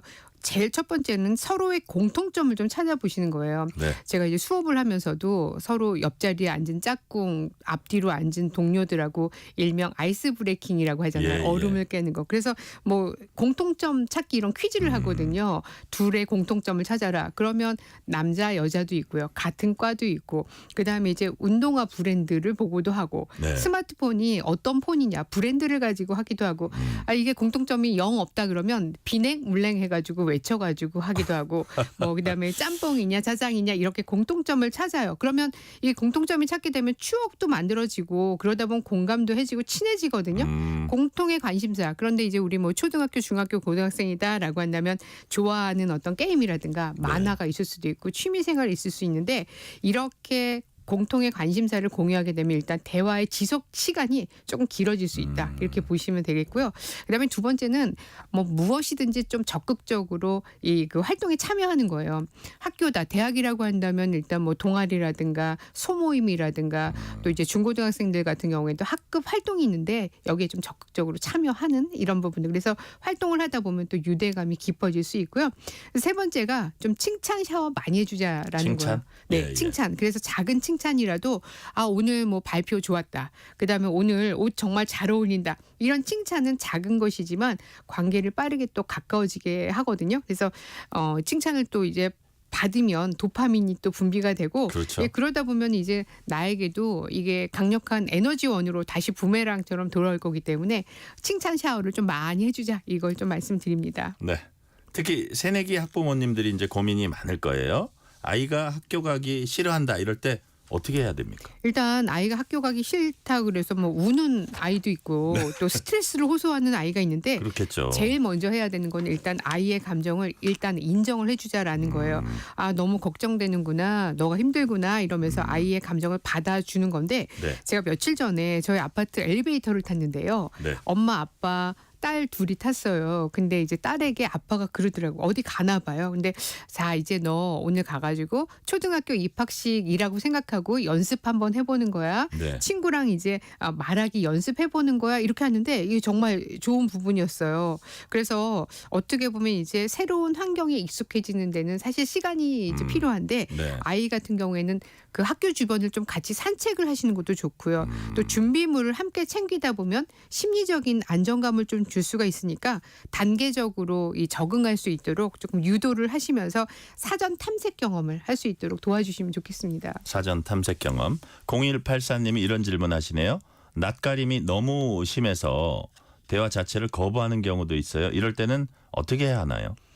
일단 대화 자체 거부. 대화 자체를 거부하는 경우에도 집에서부터 네. 조금 이제 엄마랑 아빠랑 누구를 만난다 이렇게 상황을 좀 살펴보시면서 연습, 예, 대화 연습을 조금 이렇게 시키시는 것도 방법이 될 수 있을 것 같아요. 네. 왜냐하면 이제 뭐 일단은 가서 낯가림을 트고 나면은 친구랑 같이 웃으면서 대화도 나누고 그럴 텐데 네. 아이가 학교가 아니라 어린이집이라든가 유치원에 갔을 때를 또 생각을 해보면 처음에는 막 떼를 쓰다가 직접 또 친해지고 나면은 또 아이랑 굉장히 잘 놀고 그러거든요. 네, 네. 그래서 이제 엄마가 여러 가지 이제 상황들을 같이 대화를 하면서 조금 적응할 수 있도록 유도를 하시면 좋을 것 같고 또 그다음에 이제 이 뭐 그 학교 주변을 조금 탐색을 하면서 네.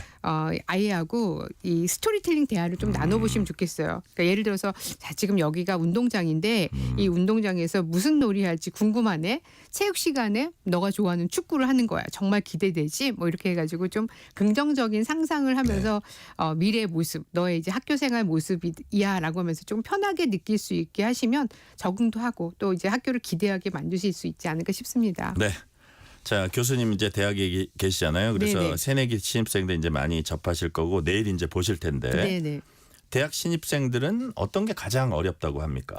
일단은 자유와 책임의 균형, 그다음에 소속감이 아닐까 싶어요. 그러니까 대학에서는 일단 스스로 시간표를 짜야 돼요. 예. 또 스스로 선택해야 할 일이 많아지고 또 혼자 있는 게 편하지만 또래와 또 친해지고 싶은 마음이 또 충돌을 하기도 하는데 일단 고등학교가 시간표. 그립다. 뭐 이럴 수도 있네. 그렇죠. 예. 내가 다 해야 되네. 맞습니다. 예. 그 특히 고등학교 때와는 달리 시간표를 직접 짜야 되는데 예. 자율성이 커지고 책임도 커져요. 그래서 이제 혼란을 겪는데 예를 들어서 수업 시간표를 직접 짜면서 일명 광클릭을 한다 그러거든요. 예. 근데 원하는 시간대에 원하는 수업 수강 신청에 성공하기도 하지만 또 실패하기도 해요. 그러면 공강 시간이 또 남으니까 이 시간을 또 어떻게 보낼까?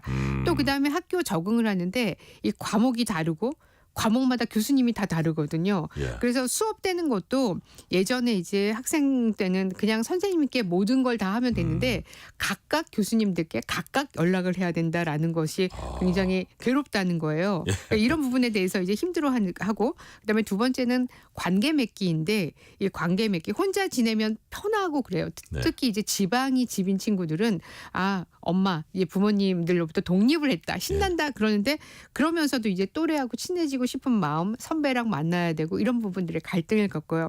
특히나 기숙사를 이제 생활하는 친구들 같은 경우에는 보통 뭐 2인 그런 룸메이트가 있거든요. 그렇죠. 룸메이트랑 어떻게 잘 지낼까 관계를 어떻게 잘 맺어볼까 이런 고민이 또 많이 있는 것 같더라고요.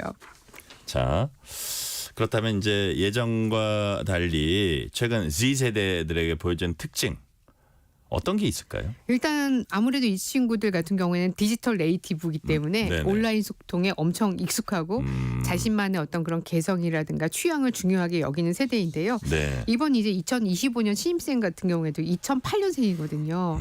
네, 그래서 이제 점점 뭐 대화를 하더라도 짧고 직관적인 대화를 선호하는 이런 경향들이 있어요. 그래서 특히 요즘 이제 이들이 많이 하는 대화가 뭐냐면 MBTI 뭐예요? 이렇게 이제 대화를 시작하는 신입생들이 또 많은데 우리 우리 같으면 혈액형 뭐예요? 근데? 그렇죠. 혈액형이 요즘은 뭐냐. MBTI 뭐예요? T가 뭐냐 이러는데 아. 요즘은 다 이제 MBTI 뭐예요 이렇게 해요. 예. 그런데 이제 이런 부분들이 대화의 첫 시작이다. 이런 것들은 이제 좋은데 상대방을 이것 때문에 뭐 너무 단편적으로 파악하거나 편견을 갖게 될 수도 있고. 규정짓는다. 그렇죠. 예. 그래서 좀 유의해야 됩니다. 그래서 대화를 시작할 때는 MBTI 뭐예요? 이렇게 해서 하는 것도 좋은데 이어지는 대화 같은 경우에는 조금 더 관심사, 뭐 좋아하는 것에 대한 분야, 취미 이런 것들을 이제 좀 물어보면서 폭넓은 소통을 시도해 보는 것이 좋은데 네. 저는 그래서 늘 강조하는 게 있다면 바로 질문하기입니다. 질문하기? 그래서 예. 누구를 만나기 전 100m 전. 그래서 일단 그 사람하고 대화를 나누는 답변을 생각하지 말고 질문을 3개 준비해라 라는 이제 좀 조언을 하는데 네. 우리 학생들에게도 누구를 만나거나 질문 무슨 질문으로 말문을 열까 이런 거 생각하면서 하라고 이제 조언을 합니다. 저 좀 공감이 되는 게 뭐냐면 저희 기자들도 처음에 이제 트레이닝을 받고 이게 취재를 해야 되잖아요. 이게 뭐 정치부가 되면 정치인이고 그 노회한 정치인일 수도 있고 그 정치인들은 질문의 그 퀄리티로 이 기자를 평가하거든요.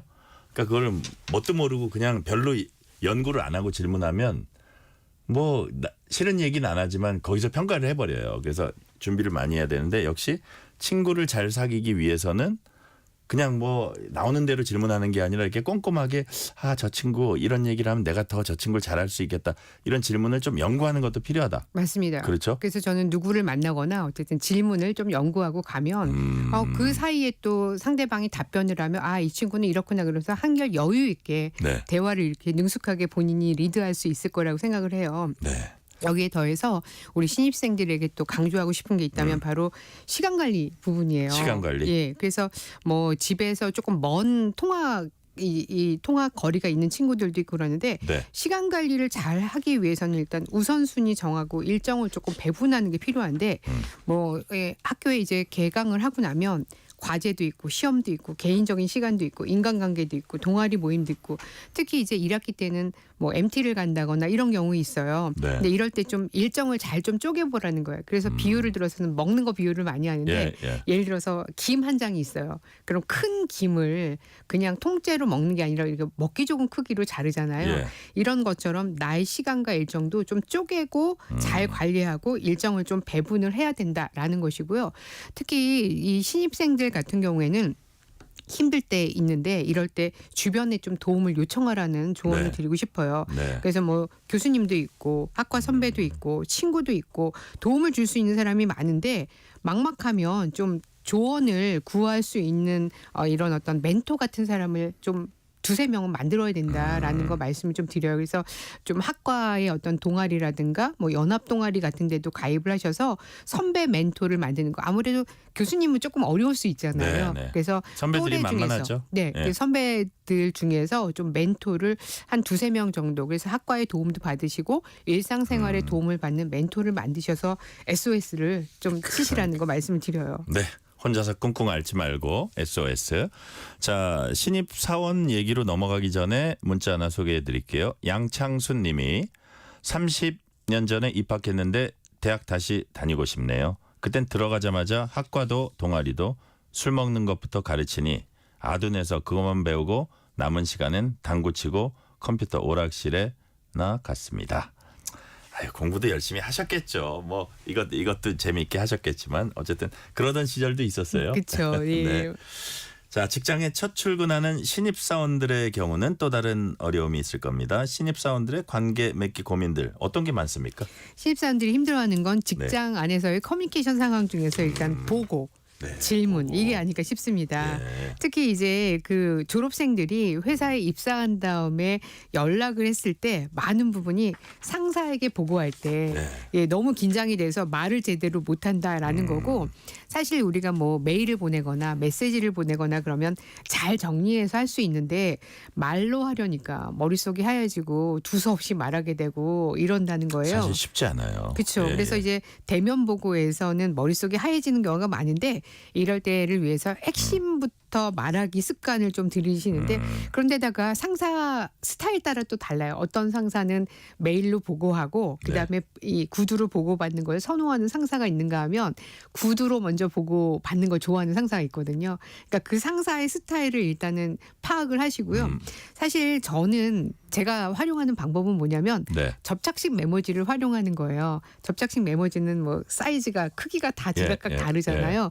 그래서 손바닥에 붙여가지고 메모한 다음에 이걸 보면서 보고하는 것도 방법이 될 수 있습니다. 그래서 요즘은 뭐 스마트 기기도 있긴 한데 일단 아날로그 방식으로 해서 접착식 메모지에다가 말할 것, 보고할 것을 메모하시고 이걸 키워드 보면서 위주로. 키워드 위주로 이렇게 하시면 작은 노력들이 쌓여서 결국 뭐 소통의 벽도 낮아지고 업무 협력도 또 원활해질 거라고 생각을 합니다. 네. 핵심부터 말하기 제일 앞에 딱 무슨 얘기 한다는 걸 딱 알아듣게 한 다음에 그다음에 좀 뭐 구체적인 얘기하면 훨씬 더 효과적이라는 말씀도 해주셨고요. 저도 이제 네. 막 그 예전 직장 생활을 생각하면 이게 구구절절 말하다 보니까 저의 상사가 저에게 아니 그래서 뭐 결론이 뭔데? 그렇죠. 네네 그런 얘기를 참 많이 들었어요. 그래서 스트레스 받으면서 그 접착식 메모지를 많이 활용했던 경험이 있기 때문에 네. 누구에게나 신입의 시절이 있다. 그래서 그렇죠. 이제 연습을 좀 하시면 좋을 것 같습니다. 네. 자, 이제 말씀하신 대로 상사와 대화 중요한데 스마트폰 메시지처럼 짧고 간결한 소통 방식에 이제 지금 젊은 세대들이 익숙하잖아요. 그러니까 이런 게 좀 어려울 수도 있는데 보고뿐 아니라 질문에 어려움을 겪는다고 하는데 질문에서는 어떤 점이 문제가 돼요? 예, 질문 같은 경우에도 대학에서는 교수님께 교수님 이거 어떻게 하나요? 이렇게 물으면 교수님이 답을 주거든요. 네. 근데 직장에서는 그 방식이 통하지 않는다는 거예요. 그러니까 예를 들어서 팀장님 이거 어떻게 하면 되나요? 그러면 아니 이걸 얘가 나보고 하라는 건가? 예, 본인이 어쨌든 해결책을 가지고 와야지 이렇게 속으로 생각할 예를 거거든요. 들어서 최소한은 이렇게 하려 그러는데 요런 식으로 하면 되죠 정도 예, 이렇게 해보려고 하는데 이렇게 하면 어떨까요? 괜찮을까요? 이렇게 물어봐야 되는데 어떻게 하면 되나요? 그러면 아니 생각이 있는가? 뭐 이렇게 볼 수 있어요. 그러니까 회사에서는 스스로 생각하고 해결책을 제시하는 태도가 중요한데요. 약간 정글이라는 생각이 드네요. 저도 회사 오래 다녔지만. 네, 그래서 저는 직장 안에서 특히 영화 좋은 놈, 나쁜 놈, 이상한 놈이라는 그 영화가 있어요. 네. 그걸 비유를 해가지고 신입에게는 세 부류가 있다. 알아듣는 사람, 못 알아듣는 사람, 제멋대로 알아듣는 사람. 예. 제일 문제는 제멋대로 알아듣는 사람이 문제가 될 수 있어요. 예. 그래서 이제 어떻게 보면은 제멋대로 판단하고 해석해서 일을 망치는 경우가 많은데 이럴 때도 모르겠거든 반드시 질문을 해야 된다. 이 말씀을 좀 꼭 드리고 싶습니다. 질문하라. 이것도 기억하시기 바랍니다. 그러니까요. 자, 지금 말씀드리니까 세 가지 유형이 있다 그러니까 상사의 유형도 세 가지 있는데 똑똑하고 안 똑똑하고 부지런하고 안 부지런하고 그거 네 개 유형으로 나눠서 어떤 상사가 최악인지 잘 아시죠? 자, 메신저나 이메일이 익숙해서 막상 업무상 전화할 때 이제 당황하는 사례 또 많다고 해요. 맞습니다. 이게 그래서 폰포비아다라는 말이 나올 정도인데 진짜 전화 통화 부담 느낀 젊은 세대들 정말 많아요. 굉장히 많습니다. 그리고 예. 또 특히 대학생들이 예. 대학 내에서 활동 중에 팀플 활동, 네. 팀으로 하는 활동을 굉장히 싫어하거든요. 아, 그래요? 그런데 이제 팀 프로젝트라는 거는 뭐 문제 해결을 해야 되고 학교 안도 있지만 학교 바깥하고도 또 교류를 해야 돼요. 관련 기관, 단체 전화를 하는데 전화 통화를 하지 않다 보니까 네. 팀 프로젝트 자체가 엉망이 되는 경우를 또 많이 만나게 되는데요. 그래서 이제 뭐 이 친구들 얘기를 들으면 그래요. 채팅으로는 말도 잘하고 이모티콘도 잘 쓰고 감정을 표현하는데 직접 만나면 어딘지 어색하고 무슨 말을 해야 될지 모르겠다라고 얘기를 하는데 결국은 이제 이 뭐 그 현실에서는 대화를 이어가기 어려운 상황들이 많은데 우리가 신속한 의사결정을 내릴 때는 직접 전화라든가 만남 이런 부분들이 훨씬 효과적이고 빨리 문제를 해결할 수 있거든요. 네네. 그래서 우선은 사회생활이라는 것은 대면 소통 또 전화로 소통하는 거 이거 중요성을 인식하는 것부터 시작을 하라라는 조언을 좀 드리고 싶습니다. 네. 자, 실제 이제 직장에서 말하기 가르치고 심지어 통화하기 가르치는 직장도 맞습니다. 요즘 있다고 하는데 이런 폰포비아 세대를 위해서 요것만은 내가 꼭 조언하고 싶다. 게 있을 것 같아요. 네, 일단은요. 실제로 전화를 받는 연습이나 아니면 간단한 전화 업무를 먼저 해보는 건데 네. 이것도 메모해 놓으시면 돼요. 순서대로 떨림을 방지하기 위해서는 저는 이제 접착식 메모지에다가 작성을 한 다음에 업무 보고를 해라. 또 그리고 전화를 받는 연습을 해라. 근데 실제 저도 그랬고 지금도 저도 마찬가지인데 네. 뭐 자기가 이야기해야 될 것을 메모했다가 말하면 떨림이 한결 좀 줄어들거든요. 네네. 그리고 나서 이제 이 단계를 넘어가면 다음 단계가 상사와 직접 소통을 하고 대면 커뮤니케이션을 하게 되는 건데 일단 이제 뭐 앞에 서두에서도 말했지만 보고할 때는 핵심을 먼저 말하는 습관을 들이고 또 이제 두 번째는 상사의 말투, 스타일을 파악하는 게 중요하고 네. 가급적이면 또 중요한 대화는 직접 만나서 말로 하는 것인데 이게 어려우면 그냥 계속 이제 그 내가 해야 될 말을 미리 써놓으시면 되지 않을까 싶어요. 우리 뭐 원고 그 대본이라든가 이런 것처럼 직접 작성하고 난 다음에 메모하고 연습 몇 번 하고 이러면 한결 떨림이 좀 수월해질 거라고 생각을 합니다. 네. 지금 교수님이 메모 얘기를 하자마자 지금 문자가 올라왔어요. 8624님이 피가 되고 살이 되는 말씀 메모해 두면서 실천해 보겠습니다. 실제로 뭐 어떤 세상에서 큰 업적을 남기고 아주 엄청나게 성공한 사람들 중에 메모가 습관인 사람이 많더라고요. 그래서 왜 저게 저럴까 그러고 제가 가만히 생각해 봤더니 머릿속으로 생각해서 그냥 담아두는 거 한계가 있어요. 맞습니다. 써두면 길거리 지나가다가도 간판을 보고도 저거 뭐지? 하고 써두면 그걸 여러 가지를 짜집기 하면 하나의 아이디어가 될 수도 그렇죠. 있거든요. 그래서 제가 그래서 늘 얘기하는 게 적자 생존이에요. 예. 적어야 산다. 적는 사람이 생존한다. 네네네. 적자 생존. 네네. 그렇군요. 자, 신입사원들의 워라벨, 워크 라이프 밸런스죠. 워라벨. 어느 정도까지 진행하는 게 좋을까요? 일단 워라벨을 위해서는 네. 맡은 업무를 성실하게 마무리하는 습관이 이제 필요합니다. 그래서 내가 일단은 주어진 업무에 네. 업무 시간에 최선을 다하고 책임을 다하는 것이 이제 우선이고요. 이 워라벨의 기준은 회사마다 다르고 또 직무마다 다르거든요. 네. 그러니까 팀이나 회사 전체의 일정이라든가 동료들과 내가 협업을 어떻게 할 것인가를 고려하면 내 삶을 지킬 수 있는 균형점을 찾을 수 있는데 완벽하게 워라벨을 추구할 수는 없지만 네. 일단은 기본적으로 밸런스가 깨지는 상황 이런 부분들을 경계하면서 나만의 어떤 쉼표 시간을 좀 꼭 확보해 놓으시라는 말씀을 드려요. 예. 그래서 일과 삼의 균형을 위해서는 퇴근 후에 나만의 휴식 시간이라든가 취미 생활이라든가 이렇게 스트레스를 해소할 수 있는 부분들을 좀 필수적으로 채워 넣으시면 좋겠습니다. 새내기의 특성상 완벽한 워라벨은 힘들지만 밸런스 깨지는 거 경계하면서 나만의 쉼표 시간 가져라. 이런 네. 말씀이시고 저희는 지금 전미옥 중부대 교수와 말씀 나누고 있습니다. 자, 조금 더 질문 드릴게요. 최근 탄핵 정국에서 정치적 양극화 현상이 목격됩니다. 그렇다면 이런 정치 관련 발언 잘못하다가 그렇죠. 안지 얼마 되지도 않았는데 막 싸우게 될 수도 있는데 이런 정치 양극화 상황에서 어느 선까지 하는 게 좋다고 보세요? 조심스러운 접근이 필요할 것이고 이런 말씀하시려고 그런 거 아니에요? 될 수 네. 있으면 하지 말라고. 네. 그러니까 공적인 자리, 사적인 자리를 구분해야 되는데 네. 뭐 공적인 자리에서는 당연히 정치적 발언을 삼가는 게 좋고 사적인 모임에서도 네. 신뢰관계가 형성된 곳에서는 의견을 나눌 수 있지만 상대가 원치 않을 경우에는 대화를 깊게 이끌지는 좀 않는 그렇죠. 배려가 중요하다라는 걸 말씀드립니다. 네. 자, 마지막으로 질문 하나 드릴게요. 새내기의 관계 맺기에 대해서 지금까지 쭉 얘기 나눠봤습니다. 마지막으로 이거 하나는 꼭 기억해달라 한 말씀 해주세요. 일단 새로운 환경에서 관계를 맺는다는 건 늘 어려워요. 근데 가벼운 관심 표현, 존중의 태도, 또 자신감을 기를 수 있는 작은 실천인데 일단 인사부터 잘 해라라는 거 말씀을 드려요. 그래서 작은 인사 한마디, 관심의 표현, 또 존중하는 태도로 차근차근 다가가시면 아마도 새로운 출발하시는데 굉장히 도움이 되실 수 있을 겁니다. 그래서 이제 뭐 여러 조언들이 있을 텐데 다른 사람과 함께 어우러져 사는 것이 사회생활의 핵심이거든요. 네. 그래서 시행착오 줄이시면서 새로운 출발 멋지게 하시기 바랍니다. 네.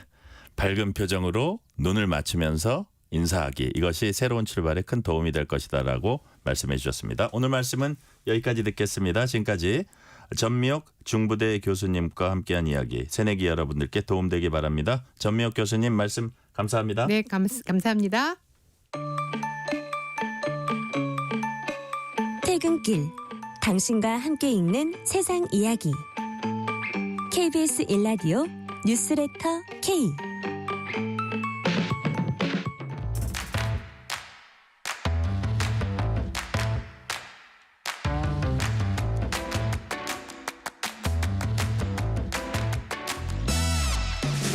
오늘 가장 뜨거운 뉴스, 화제 소식 쏙쏙 골라서 전해드립니다. 뉴스레터 브리핑 연합인포맥스 윤슬기 기자 나오셨습니다. 윤슬기 기자님 어서 오세요. 네, 안녕하세요. 자, 날씨 얘기입니다. 간밤 강원 산지를 비롯해서 중부지방 곳곳 경북 북부에 많은 눈이 내렸습니다.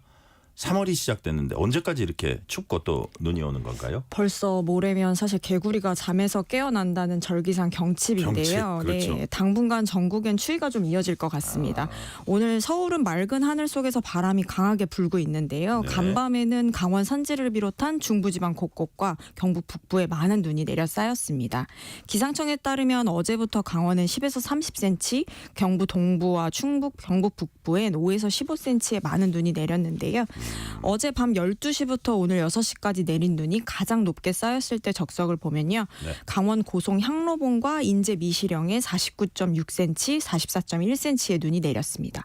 오늘 오전까지 전국에 내리던 비와 눈은 오후 들어 남서쪽에서 접근한 저기압이 한반도를 통과하며 중부지방의 비와 눈은 그쳤는데요. 다만 강원 산지와 강원 동해안, 경북 북부, 전남, 제주는 오늘 밤까지 강수가 계속될 것으로 예상됩니다. 네. 자, 근데 뭐 일부 지역, 뭐 전부는 아니지만 비와 눈이 이어지는 것도 없진 않나 봐요. 그래서 출근길이나 입학식 같은 거 치르는데 그런 지역은 또 불편하기도 하겠어요. 네, 내일 또다시 이제 전국에 눈과 비가 집중되면서 출근길과 입학식에 불편이 좀 예상이 되는데요. 밤사이 남부지방을 시작으로 새벽에는 서울 등 중부지방까지 확대해 밤까지 이어질 전망입니다. 네. 특히 강원 산지, 동해안과 경북 북동 산지, 영남 동해안은 모레인 5일 저녁까지 강수가 계속되는데요. 강원과 경북 북부엔 시간당 3에서 5cm씩 폭설이 쏟아질 때도 있겠습니다. 눈비와 함께 강풍도 이어지는데요. 특히 남해안, 경상 동해안, 제주는 내일까지 다른 지역보다 더 거세게 바람이 부니까요. 피해가 없도록 대비가 필요한 상황입니다. 기온은 오늘 낮부터 평년 기온 밑으로 내려갔는데요. 내일도 찬바람이 불면서 실제 기온보다 체감온도는 2에서 6도가량 더 낮을 것 같습니다. 한낮에도 바람이 불면서 예년 기온을 밑돌겠는데요. 서울은 4도, 대전은 5도, 울산은 5도 예상됩니다. 모레 수요일까지 영하권 추위가 이어질 것으로 전망되고 있는 상황입니다. 네, 김진희 님이 이런 문자 주셨네요. 날씨도 봄을 시샘하는지 바람이 차갑네요. 우리 국민 마음에 어서 따뜻한 봄바람이 불어오길 바랍니다. 라는 말씀 주셨어요. 자, 다음 주제로 넘어갑니다. 3월 3일 오늘은 축협이 정한 삼겹살 데이라고 합니다. 축협은 대한축구협회가 아니라 축산업협동조합입니다. 저 약간 웃겼어요. 아재 개그죠. 네, 조금 웃겼습니다. 조금 약간 부족해. 지난해 돼지고기 소비량 얼마나 됩니까? 네, 이번 연휴 때 아마 삼겹살 드신 분들이 많으실 것 같은데요. 네. 매년 3월 3일은 죄송합니다. 왜 그런 질문을 했지 내가. 예. 매년 3월 3일은 축산업협동조합이 양돈 농가의 소득을 늘리기 위해 삼겹살 데이로 정했습니다. 네. 우리나라 사람들에게 삼겹살 사랑은 사실 엄청난데요. 그럼요. 작년 한 해 국민 한 명이 돼지고기를 평균 30kg씩 소비한 것으로 조사됐습니다. 이것은 닭고기 15.2kg과요. 소고기 14.9kg 소비량의 2배 정도가 되는 거고요. 쌀 소비량인 55.8kg과 비교하면 절반 수준입니다. 그러니까요. 저는 뭐 개인적으로는 저 삼겹살보다는 목살을 더 많이 먹는데 기름을 덜 먹으려고. 근데 삼겹살의 그 특유의 고소한 맛을 좋아하는 분들 많아요. 그래서 우리나라 사람들이 육류 중에서 돼지고기 가장 선호하고 말씀하신 대로 그 중에서도 삼겹살을 가장 좋아한다는 뭐 어떤 조사 결과 같은 것도 있어요? 네, 조사 결과가 나왔는데요. 말씀하신 대로 우리나라 소비자들은 육류 중에서 돼지고기를 가장 선호하는 것으로 조사가 됐거든요. 한국농촌경제연구원이 작년 12월 소비자 패널 507명을 대상으로 조사한 결과를 살펴보면요. 네. 집에서 먹을 때 가장 선호하는 육류로 돼지고기를 꼽은 응답자의 비중이 63.2%로 가장 많았습니다. 소고기는 21.1%였고요. 닭고기는 14.7%, 오리고기는 1.0% 순 이었고요. 네. 돼지고기 중에서도 가장 선호하는 부위는 삼겹살이라고 답했는데요. 응답자의 60%가 삼겹살을 가장 좋아했고요. 24.5%의 응답자는 목심, 그다음에 7.8%는 갈비, 앞다리와 뒷다리살은 4.4%의 응답이 이어졌습니다. 한국농촌경제연구원은 올해 돼지고기 생산량이 작년과 비슷한 113만 톤 안팎으로 될 것으로 내다봤는데요. 이에 따라 올해 돼지고기 도매 가격도 킬로그램당 5,100원에서 5,300원으로 작년 수준이 될 것으로 전망됩니다. 윤슬기 기자 얘기 들어보니까 삼겹살 소비량 많군요. 진짜 많은데 근데 이렇게 삼겹살 데이를 맞다 보니까 또 유통업체 간의 어떤 경쟁도 치열하겠어요? 네, 사실 삼겹살 데이가 이게 명절 특수의 버금가는 돼지고기 소비 대목으로 꼽히는데요. 그래요? 그 정도예요? 삼겹살 데이를 맞아 다양한 유통업체들이 삼겹살을 기존가 대비 최대 50%까지 특가로 판매하는 행사를 진행 중입니다. 대형마트들이 할인 행사에 나서면서 소비자들의 발길도 끊임없이 이어지고 있는데요. 서울의 한 대형마트에서는 돼지고기 반값 행사에 긴 줄이 이어지는 진풍경도 연출이 됐습니다. 대형마트에서는 국산 삼겹살과 목심을 100g당 900원대에 팔았고요. 수입산은 700원대에 한정 수량으로 판매했거든요. SNS에서는 이를 보고 이제 오픈런에서 겨우 샀다. 혹은 20분 만에 품절이더라 등의 후기들이 이어지기도 했습니다. 국산 삼겹살 같은 경우는 이틀 만에 준비한 물량 200여 톤이 모두 팔렸는데요. 다른 대형마트들도 삼겹살 반값 행사를 진행하고 있습니다. 유통업체는 사실 이렇게 팔면 남는 게 없다면서도 불황의 손님들을 매장에 오게 하려면 10원이라도 더 싸게 팔 수밖에 없다라고 토로를 하기도 하는데요. 사실 지난해 대형마트 매출이 0.8% 감소하면서 백화점이나 편의점 전체 유통 채널에서 유일하게 역성장했기 때문입니다. 네.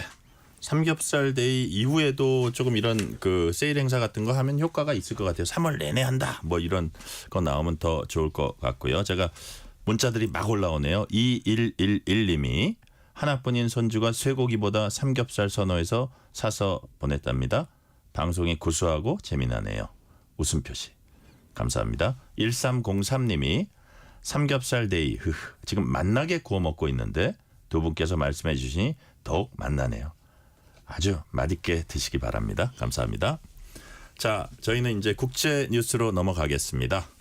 트럼프 미국 대통령과 젤렌스키 우크라이나 대통령의 정상회담이 고성과 설정 끝에 파행으로 끝났습니다. 당시에 미국의 한 기자는 젤렌스키 대통령에게 보통 라운드티 잘 입고 나오잖아요. 근데 왜 정장을 입지 않았냐 이렇게 지적을 했습니다.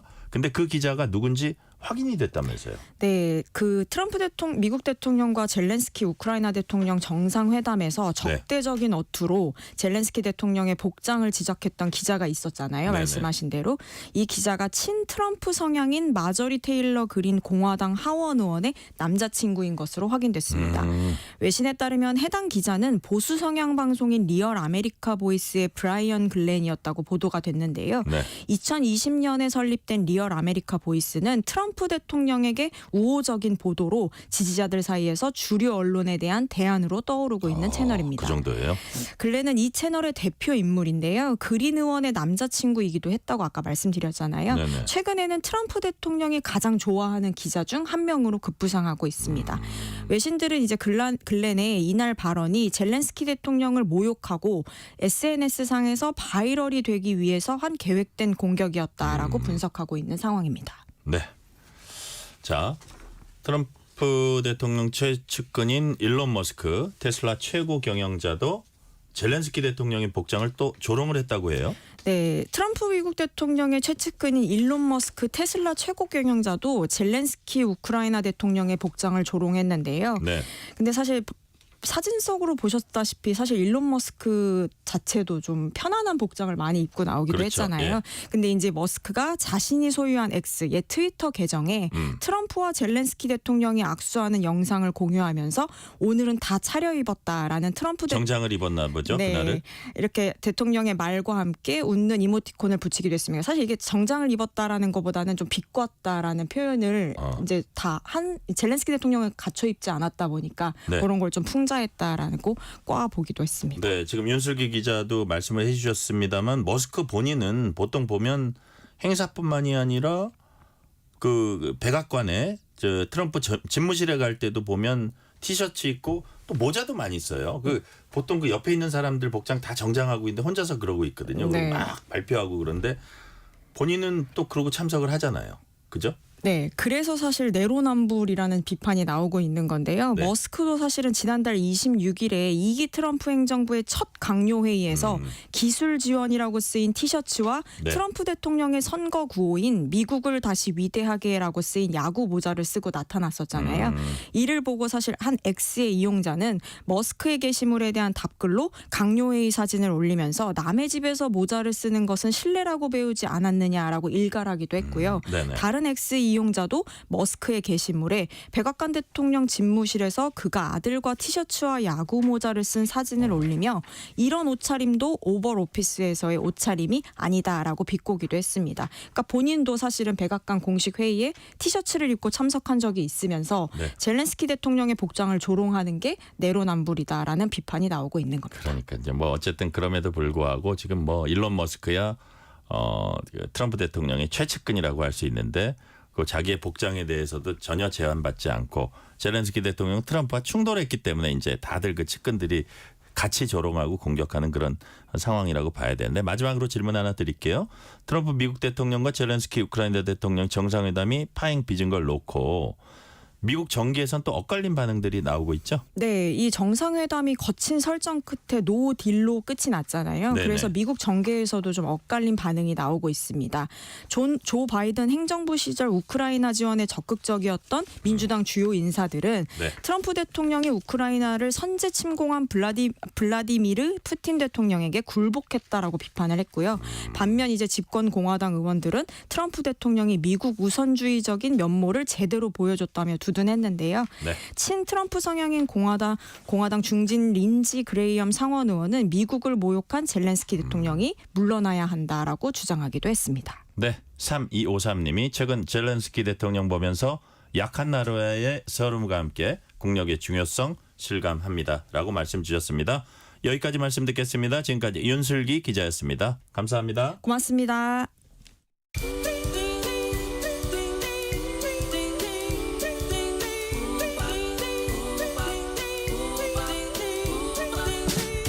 오늘 하루 뉴스를 정리해주는 다정한 편지 한 통. KBS 일라디오 뉴스레터 K.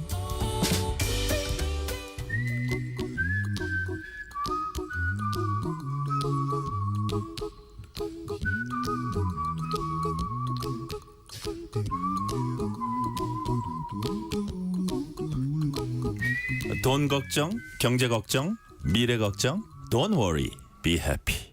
전문가와 함께 모든 경제 걱정 해소해드리는 시간입니다. 오늘도 권혁중 경제평론가 나오셨습니다. 권혁중 평론가님 어서 오세요. 네, 안녕하십니까. 오늘은 투자 얘기 해봅니다. 네. 지난 겨울 미국 대선 때부터 트럼프 대통령의 경제에 관심이 쏠렸습니다. 최근에 이때 주목받았던 트럼프 랠리가 끝났다 이런 평가도 일부 나오는데 네. 권혁중 평론가님 보시기에 실제로 그렇습니까? 그러니까 지금 이런 얘기가 나오는 이유가 네. 국장의 분위기가 너무 좋아서 그러니까요. 네, 이렇게 나오고 있는데 사실 작년까지만 해도 이제 미국이 굉장히 좋았잖아요. 네. 근데 올해 들어와서는 이 수익률 차이가 엄청 벌어졌습니다. 이게 우리나라는 너무 좋았고요. 미국은 상대적으로 안 좋았는데 뭐 코스피 지수 같은 경우가 올해 들어와서 2월 26일까지 10% 올랐고요. 코스닥은 13% 올랐습니다. 네. 그런데 그에 비해서 다우존스는요 2.4% 상승했고 S&P 500 지수 1.49%, 나스닥은 오히려 수익률이 마이너스거든요. 1% 정도 마이너스가 나오고 있고요. 뭐 니케이 지수도 빠졌고요. 그다음에 상하이 종합 지수도 3.6% 상승, 대만 지수죠. 자치안 지수도 2.5% 상승해서 이 상승 다른 나라보다 우리나라의 수익률이 더 좋습니다. 그러다 보니까 그래요? 미국보다는 이제 국장 아니겠느냐 이런 얘기가 나오고 있죠. 그래서 아마 그런 이유는 작년에 워낙 많이 빠져서 우리나라 지수가 그래서 이제 너무 과매도 상태 아니냐. 그래서 저평가 받고 있다. 그래서 이제 많이 돌아오셨는데 이제 그런 거예요. 그래서 트럼프 랠리가 끝났다 이렇게 네. 보는 시각도 있는데 이거는 진짜 앞으로 트럼프 입에 대통령의 그 입에 달려 있다 이렇게 좀 생각을 해봅니다. 네. 자, 저희도 이 시간에 이제 많이 다뤘는데 미국 증시 특히 테슬라 그리고 가상자산이 이제 많이 주목을 받았던 걸로 제가 기억을 하고 있어요. 네. 요즘은 휘청된 이유 좀 구체적으로 좀 네. 말씀해 주세요. 뭐 가상자산은 지난 밤에 네. 엄청나게 또 폭발하면서 크게 뛰어 올랐죠. 또 뛰어 올랐어요. 예, 근데 네. 이제는 그러니까 어젯밤 그 전까지만 해도 네. 사실 많이 빠졌습니다. 테슬라도 마찬가지고 빠진 상태고 그런 이유가 일단 관세 이슈예요. 그러니까 트럼프 대통령이 계속적으로 관세 이슈가 나오면서 자국 내 이제 물가를 자극하게 되고 그렇게 된다 그러면 이제 인플레이션에 대한 압박이 올 거고 네. 그러면 금리 인하에 대한 속도가 둔화될 수밖에 없죠. 물가가 만약에 더 오른다 그러면 네, 금리 네. 어떻게 되립니까? 그래서 예, 예. 그래서 이제 금리 인하 속도가 둔화된다. 이거는 금융 쪽에서는 사실상 좋은 현상이 아닙니다. 네. 금리가 떨어져야 인하돼야 주식시장이라든지 코인 시장이 움직일 텐데 이게 생각보다 사실상 좋은 우호적인 환경이 안 만들어질 거다. 이렇게 하니까 사실상 이제 뭐 많이 빠진 상태고요. 테슬라 같은 경우가 실적 부진도 있었습니다. 그 이유 중에 하나가 이제 4분기 실적이 예상보다 좋지 않았고, 그다음 무엇보다 굉장히 높다 지금 상태가. 그러니까 우리가 이런 거를 이제 주가 수익불 퍼라고 보통 얘기하는데 네. 한마디로 한 주가가 그 회사의 이제 수익보다 몇 배냐 이거예요, 가치가. 이게 지금 거의 한 114배 정도 됩니다, 테슬라가. 그러니까 다른 IT 이런 종목보다 훨씬 더 이제는 퍼가 높다 이렇게 보고 있는 거고. 근데 경쟁이 좀 심화되고 있는 부분도 있고, 전 세계 전기차 시장에서 점유율이 좀 축소되고 있는 부분, 이런 것 때문에 테슬라 주가가 좀 많이 빠졌고요. 네. 가상자산은 뭐 아까 말씀드린 것처럼 불확실성이 커지잖아요. 그리고 뭐 주식이 올라야 사실상 저는 가상자산을 디지털 금으로 보지는 않거든요. 예, 그냥 말 그대로 그냥 고유형 상품을 하나씩 보고 있는데, 주식 시장이랑 사실 거의 균등하게 움직이거든요. 그래서 커플링 현상이 일어나다 보니까 제가 봤을 때는 이렇게 사실상 위험이 좀 불확실성이 증대되면은 가상자산은 빠질 수밖에 없다. 그런데 이제 어제는 이제 지난 밤에는 크게 올랐다 이렇게 말씀을 드립니다. 그러니까요. 자, 관세 리스크는 사실 어느 정도 다 예상하고 있었습니다. 네. 근데 시장에 선 반영된 것보다 관세 발표 충격이 더 컸다. 이렇게 봐야 되나요? 그러니까 이게 트럼프 대통령의 입 때문에 그래요. 그래요. 이게 보통 그러잖아요. 정책이라는 게 이렇게 할 거야라고 발표를 하면 시장은요, 그 정책에 따라서 먼저 이렇게 움직이게 됩니다. 선 반영되면서 준비를 해놓고 움직이는데, 이게 준비를 좀 하다 보니까 갑자기 또 바꾸고, 준비를 또 하려니까 또 바꾸는 거예요. 예측 못했던 게 막 나와요? 막 나오죠. 지금 예를 들어서 중국에 대해서 이미 지난 2월 4일부터 중국산 제품에 대해서 10%의 추가 관세가 들어간 상태입니다. 이런 상태에서 갑자기 또 하나를 발표하는 게 3월 4일부터 다시 10% 더 추가하겠다, 이 얘기를 또 꺼냈거든요. 그러니까 이게 끝난 게 아니었네 이러면서 그러면은 곧 있으면 또 중국 제품에 대해서 10% 추가 관세가 들어오거든요. 이것도 갑자기 또 발표가 됐죠. 근데 또 하나가 이제는 뭐 우리 캐나다라든지 아니면 멕시코 쪽에 있었죠. 25%의 이제는 사실상 부과하겠다, 관세를 하겠다. 이게 갑자기 한 달 뒤로 미뤄줄 수도 있다, 이런 얘기가 나오다가 다시 백악관에서 아니다, 이거 원래대로 간다, 이런 얘기가 왔다 갔다 하는 거예요 지금. 그러니까 시장에서 와, 이거 웃을 일이 아니네. 이게 갈팡을 못 찍겠는 거예요. 준비를 하다가 틀어지고 준비하다가 틀어지다 보니까 이런 불확실성이 높아지면 사실상 이제는 충격이 오죠, 시장에서는. 그래서 이제는 이런 관세 정책으로 인해서 시장은 계속적으로 충격을 받고 있고, 워런 버핏이 이제는 CBS 인터뷰에서 이런 얘기를 했습니다. 이제 시간이 가면 관세는 상품에 붙는 세금이 된다. 그래서 이빨 요정이 세금을 내지 않는 것과 마찬가지다, 이런 얘기를 했는데, 그러니까 결국에는 관세라는 거는 뭐 기업이 내지만 시간이 가면 소비자가 낸다, 이 얘기거든요, 사실상. 그래서 누군가는 부담을 해야 되는 거다, 관세는. 그래서 이런 것에서 좀 비판을 했다, 이렇게 말씀을 드려요.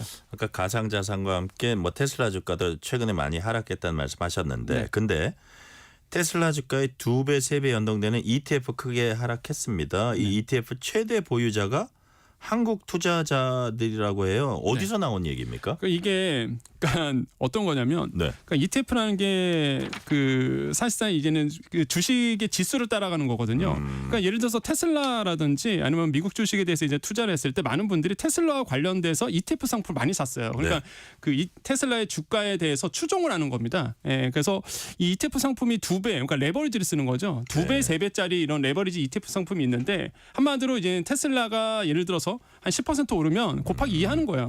곱하기 3하고. 이게 레버리지 ETF인데, 근데 이거를 이제 이런 파생 상품들이 있는데, 이거를 가장 많이 산 투자가 누구냐 봤더니 우리나라인 거예요. 그래서 우리나라 투자자들이 테슬라를 워낙 좋아합니다. 주가를 워낙 좋아하고, 그다음에 관련 파생 상품들도 이제 많이 이제 투자로 계세요. 그러니까 저는 어떤 생각이 드냐면, 이제 테슬라로 인해서 돈을 벌었다는 분들이 꽤 있었습니다. 그러다 보니까 더 많은 이제는 사실상 수익을 내기 위해서 이런 레버리지 상품을 활용하고 있다는 거. 그러니까 굉장히 위험하거든요. 그런데 공교롭게도 이거를 투자하는 상품 투자자를 비교를 분석해봤더니 한국이 그 개인 투자자들이 좀 많았대더라. 그런 거 보면은 글쎄요, 이게 용감한 건지 정말 욕심이 많으신 건지, 아니면 정말 테슬라에 희망이 있는 건지. 뭐 그렇죠. 정말로 테슬라에 대해서 정말 좋아서 그 가치를 바라보고 하신 분도 있겠지만은 글쎄요. 저는 제 간으로는 네. 사실상 레버리지 상품은 저는 잘 활용하지 않거든요. 근데 이게 레버리지 2배, 3배짜리를 활용하고 있다는 거는 정말 웬만한 사실상 투자의 관점이 있지 않는 한 사용하지 못한다. 그래서 이런 점들은 좀 조심하셔야 되고 항상 투자는 원칙이 있습니다. 자기 책임의 원칙이 있거든요. 네. 이거 뭐 미국 테슬라에 투자해서 아니면 레버리지 상품 투자해서 손실 났다 그래서 뭐 국가에 대해서 정부로 뭐 이거 뭐 도와줘야 된다. 불가능하죠. 절대 그러시면 안 된다. 예, 손해는 본인이 고스란히 안고 가셔야 된다. 지금 마이너스 80%입니다. 이런 분들. 지금 현재가. 자, 예. 투자에는 신중해야 한다. 왜냐하면 전적으로 자기 책임이니까. 이 맞습니다. 말씀해 주셨고. 네. 자, 일각에선 일론 머스크가 트럼프 대통령과 가깝게 지낼수록 머스크의 회사 상황은 더 어려워진다. 네. 이런 평가도 있습니다. 이거 무슨 얘기입니까? 대표적인 게 사실 이런 거잖아요. 사실 일론 머스크가 네. 트럼프 대통령을 지지했기 때문에 정치적으로 사실상 미국 안에서도요. 네. 민주당 선호 지역에서는 테슬라를 중고로 팔고 있다. 이런 얘기가 나오죠. 그러니까 신차 판매가 잘 안 될 수밖에 없고요. 예. 두 번째로는 일단 중국과의 무역 전쟁을 지금 벌이고 있습니다. 그러면 테슬라의 지금 숙제가 뭘 갖고 있냐면 중국 시장에서요. 우리가 FSD라고 보통 얘기합니다. 풀 셀프 드라이빙이라고 해서 자율주행. 예. 요게 승인에 떨어져야 되거든요. 근데 중국 정부가 이런 식으로 가면은 분명히 이제는 승인을 딜레이 될 수 있다. 이런 거예요. 그래서 그렇군요. 테슬라에게 악영향을 줄 수 있다라는 거죠. 그래서 시장에서는 점점 더 트럼프 대통령과 가까워질수록 중국 시장을 잃어버릴 수 있다. 이렇게 무역 보고 전쟁의 와중에 맞습니다. 예, 중국이 예. 당연히 싫어하겠죠. 그래서 그런 것 때문에 지금 얘기가 나오고 있습니다. AI 대장주 엔비디아가 최근에 이제 실적 좋았는데 주가가 또 뭐 떨어지기도 했습니다. 이게 이제 미국 증시가 힘을 못 쓰는 게 엔비디아 영향도 좀 있다고 봐야 돼요. 그렇죠. 이제는 예. 그동안 미국 주식, 특히 매그니피센트 세븐이라고 보통 얘기하는 이런 기술주 중심의 주가를 끌어올렸던 게 사실 엔비디아였는데 네네. 엔비디아 주가가 좋지 않거든요. 그러다 보니 이제는 전반적으로 힘을 못 받고 있다고 보시면 되는데 네. 제가 봤을 때는 역시나 딥시크의 영향이 이 패러다임을 완전히 변화시켰거든요. 네. AI에 대해서. 그래서 이런 부분들이 아마 장기적으로 영향을 미칠 거다라는 투자자들의 생각들 때문에 아마 수급이 물론 지금도 굉장히 크지만은 그 과전 예전만큼 그렇게 높지 않다 이렇게 좀 볼 수가 있겠습니다.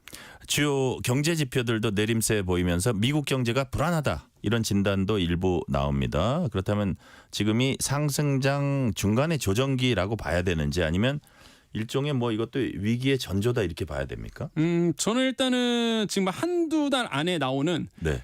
지표라든지 아니면 한두 달 안에 나올 수 있는 트럼프 대통령의 입에 네. 이게 정말로 일각에서 얘기하는 스태그플레이션이 올 수도 있고 아니면은 그냥 일반적으로 거치는 조정기일 수도 있다. 네네. 그러니까 앞으로의 한두 달이 굉장히 이슈라고 좀 보거든요. 그걸 지켜봐야지 좀 지켜봐야죠. 판단이 나온다. 네. 네. 왜 그러냐면 지금 장기와 단기 채권 금리가 이게 역전이 된 상태입니다. 네네. 그러니까 보통 역전이 된다는 얘기는요. 이제 장기가요. 일단 단기보다 수익률이 더 낮아요. 이게 역전이 된 현상인데 보통 장기가 더 높거든요. 수익률이. 그러니까 어떻게 보냐면 경기 전망을 어둡게 보는 분들이 굉장히 많아지고 있다. 이렇게 보시면 돼요. 왜 그러냐면 사실상 경기 둔화가 예상된다 그러면 많은 분들이 장기채를 많이 삽니다. 그럼 가격이 뛰거든요.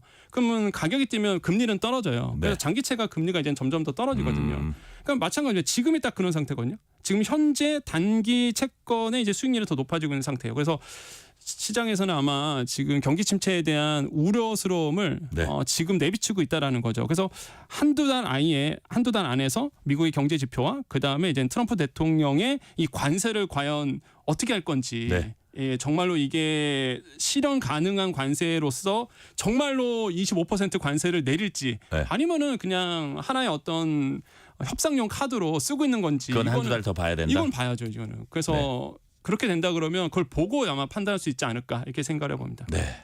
관세 리스크 해소에 대한 기대감은 한두 달 더 살펴본 다음에 우리가 또 봐야 된다는 말씀이시고. 네. 자, 그렇다면 이렇게 미국 증시가 뭐 일종의 힘을 못 쓰는 상황에 국내 증시는 과연 어떤지 또 살펴봅니다. 일단 오늘은 좀 방어가 됐습니까? 오늘은 이제는 장이 안 열렸고요. 예, 오늘이 아니군요. 예. 오늘은 안 됐고 예. 최근에 이 상황을 볼 때 어떻게 네. 약간 방어가 좀 되고 있습니까? 어떻습니까?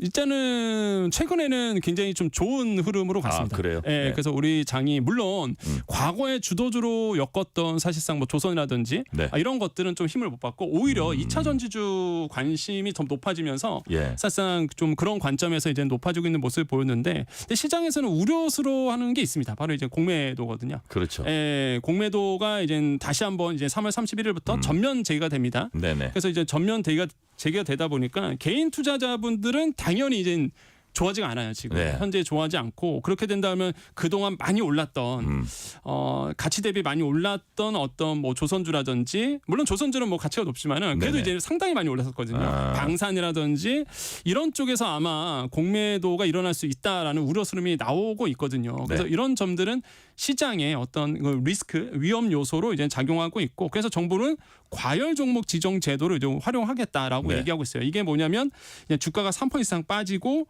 공매도 비중이 전체 거래의 30% 넘어가거나 아니면 거래대금이 공매도 거래대금이 2배 이상 확 늘어났다. 그러면 다음 날 공매도를 금지하는 거거든요. 네.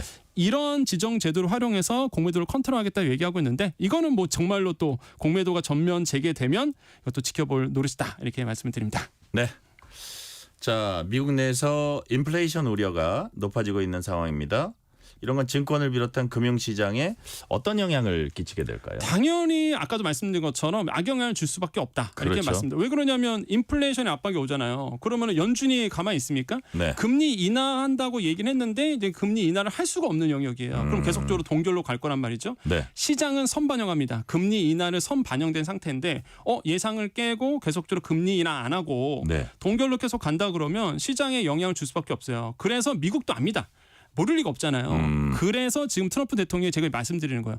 한두 달 안에 과연 정말로 관세하면은 결국에는 워렌 버핏이 얘기한 것처럼 누군가는 사실 떠안게 되거든요. 부담을. 네네. 결국 미국 소비자들이 떠안게 되고 물가 압박이 다가올 거고 그러면 금리 계속적으로 떨어지지 못할 거고 이게 악순환이 반복이 되거든요. 알고 있어요. 그래서 네. 한두 달 안에 아마 결론을 내어줄 거라고 좀 보고 있고 그래서 악영향은 분명히 악영향이다. 그래서 지켜보셔야 된다. 지금은 섣불리 투자하는 거는 조금 조심해야 되겠고 마지막으로 말씀드리면 아까 가상자산 얘기했잖아요. 네네. 트럼프 대통령이 비축자산 하겠다, 전략자산 하겠다 했는데도 과거만큼 오르지 않았어요.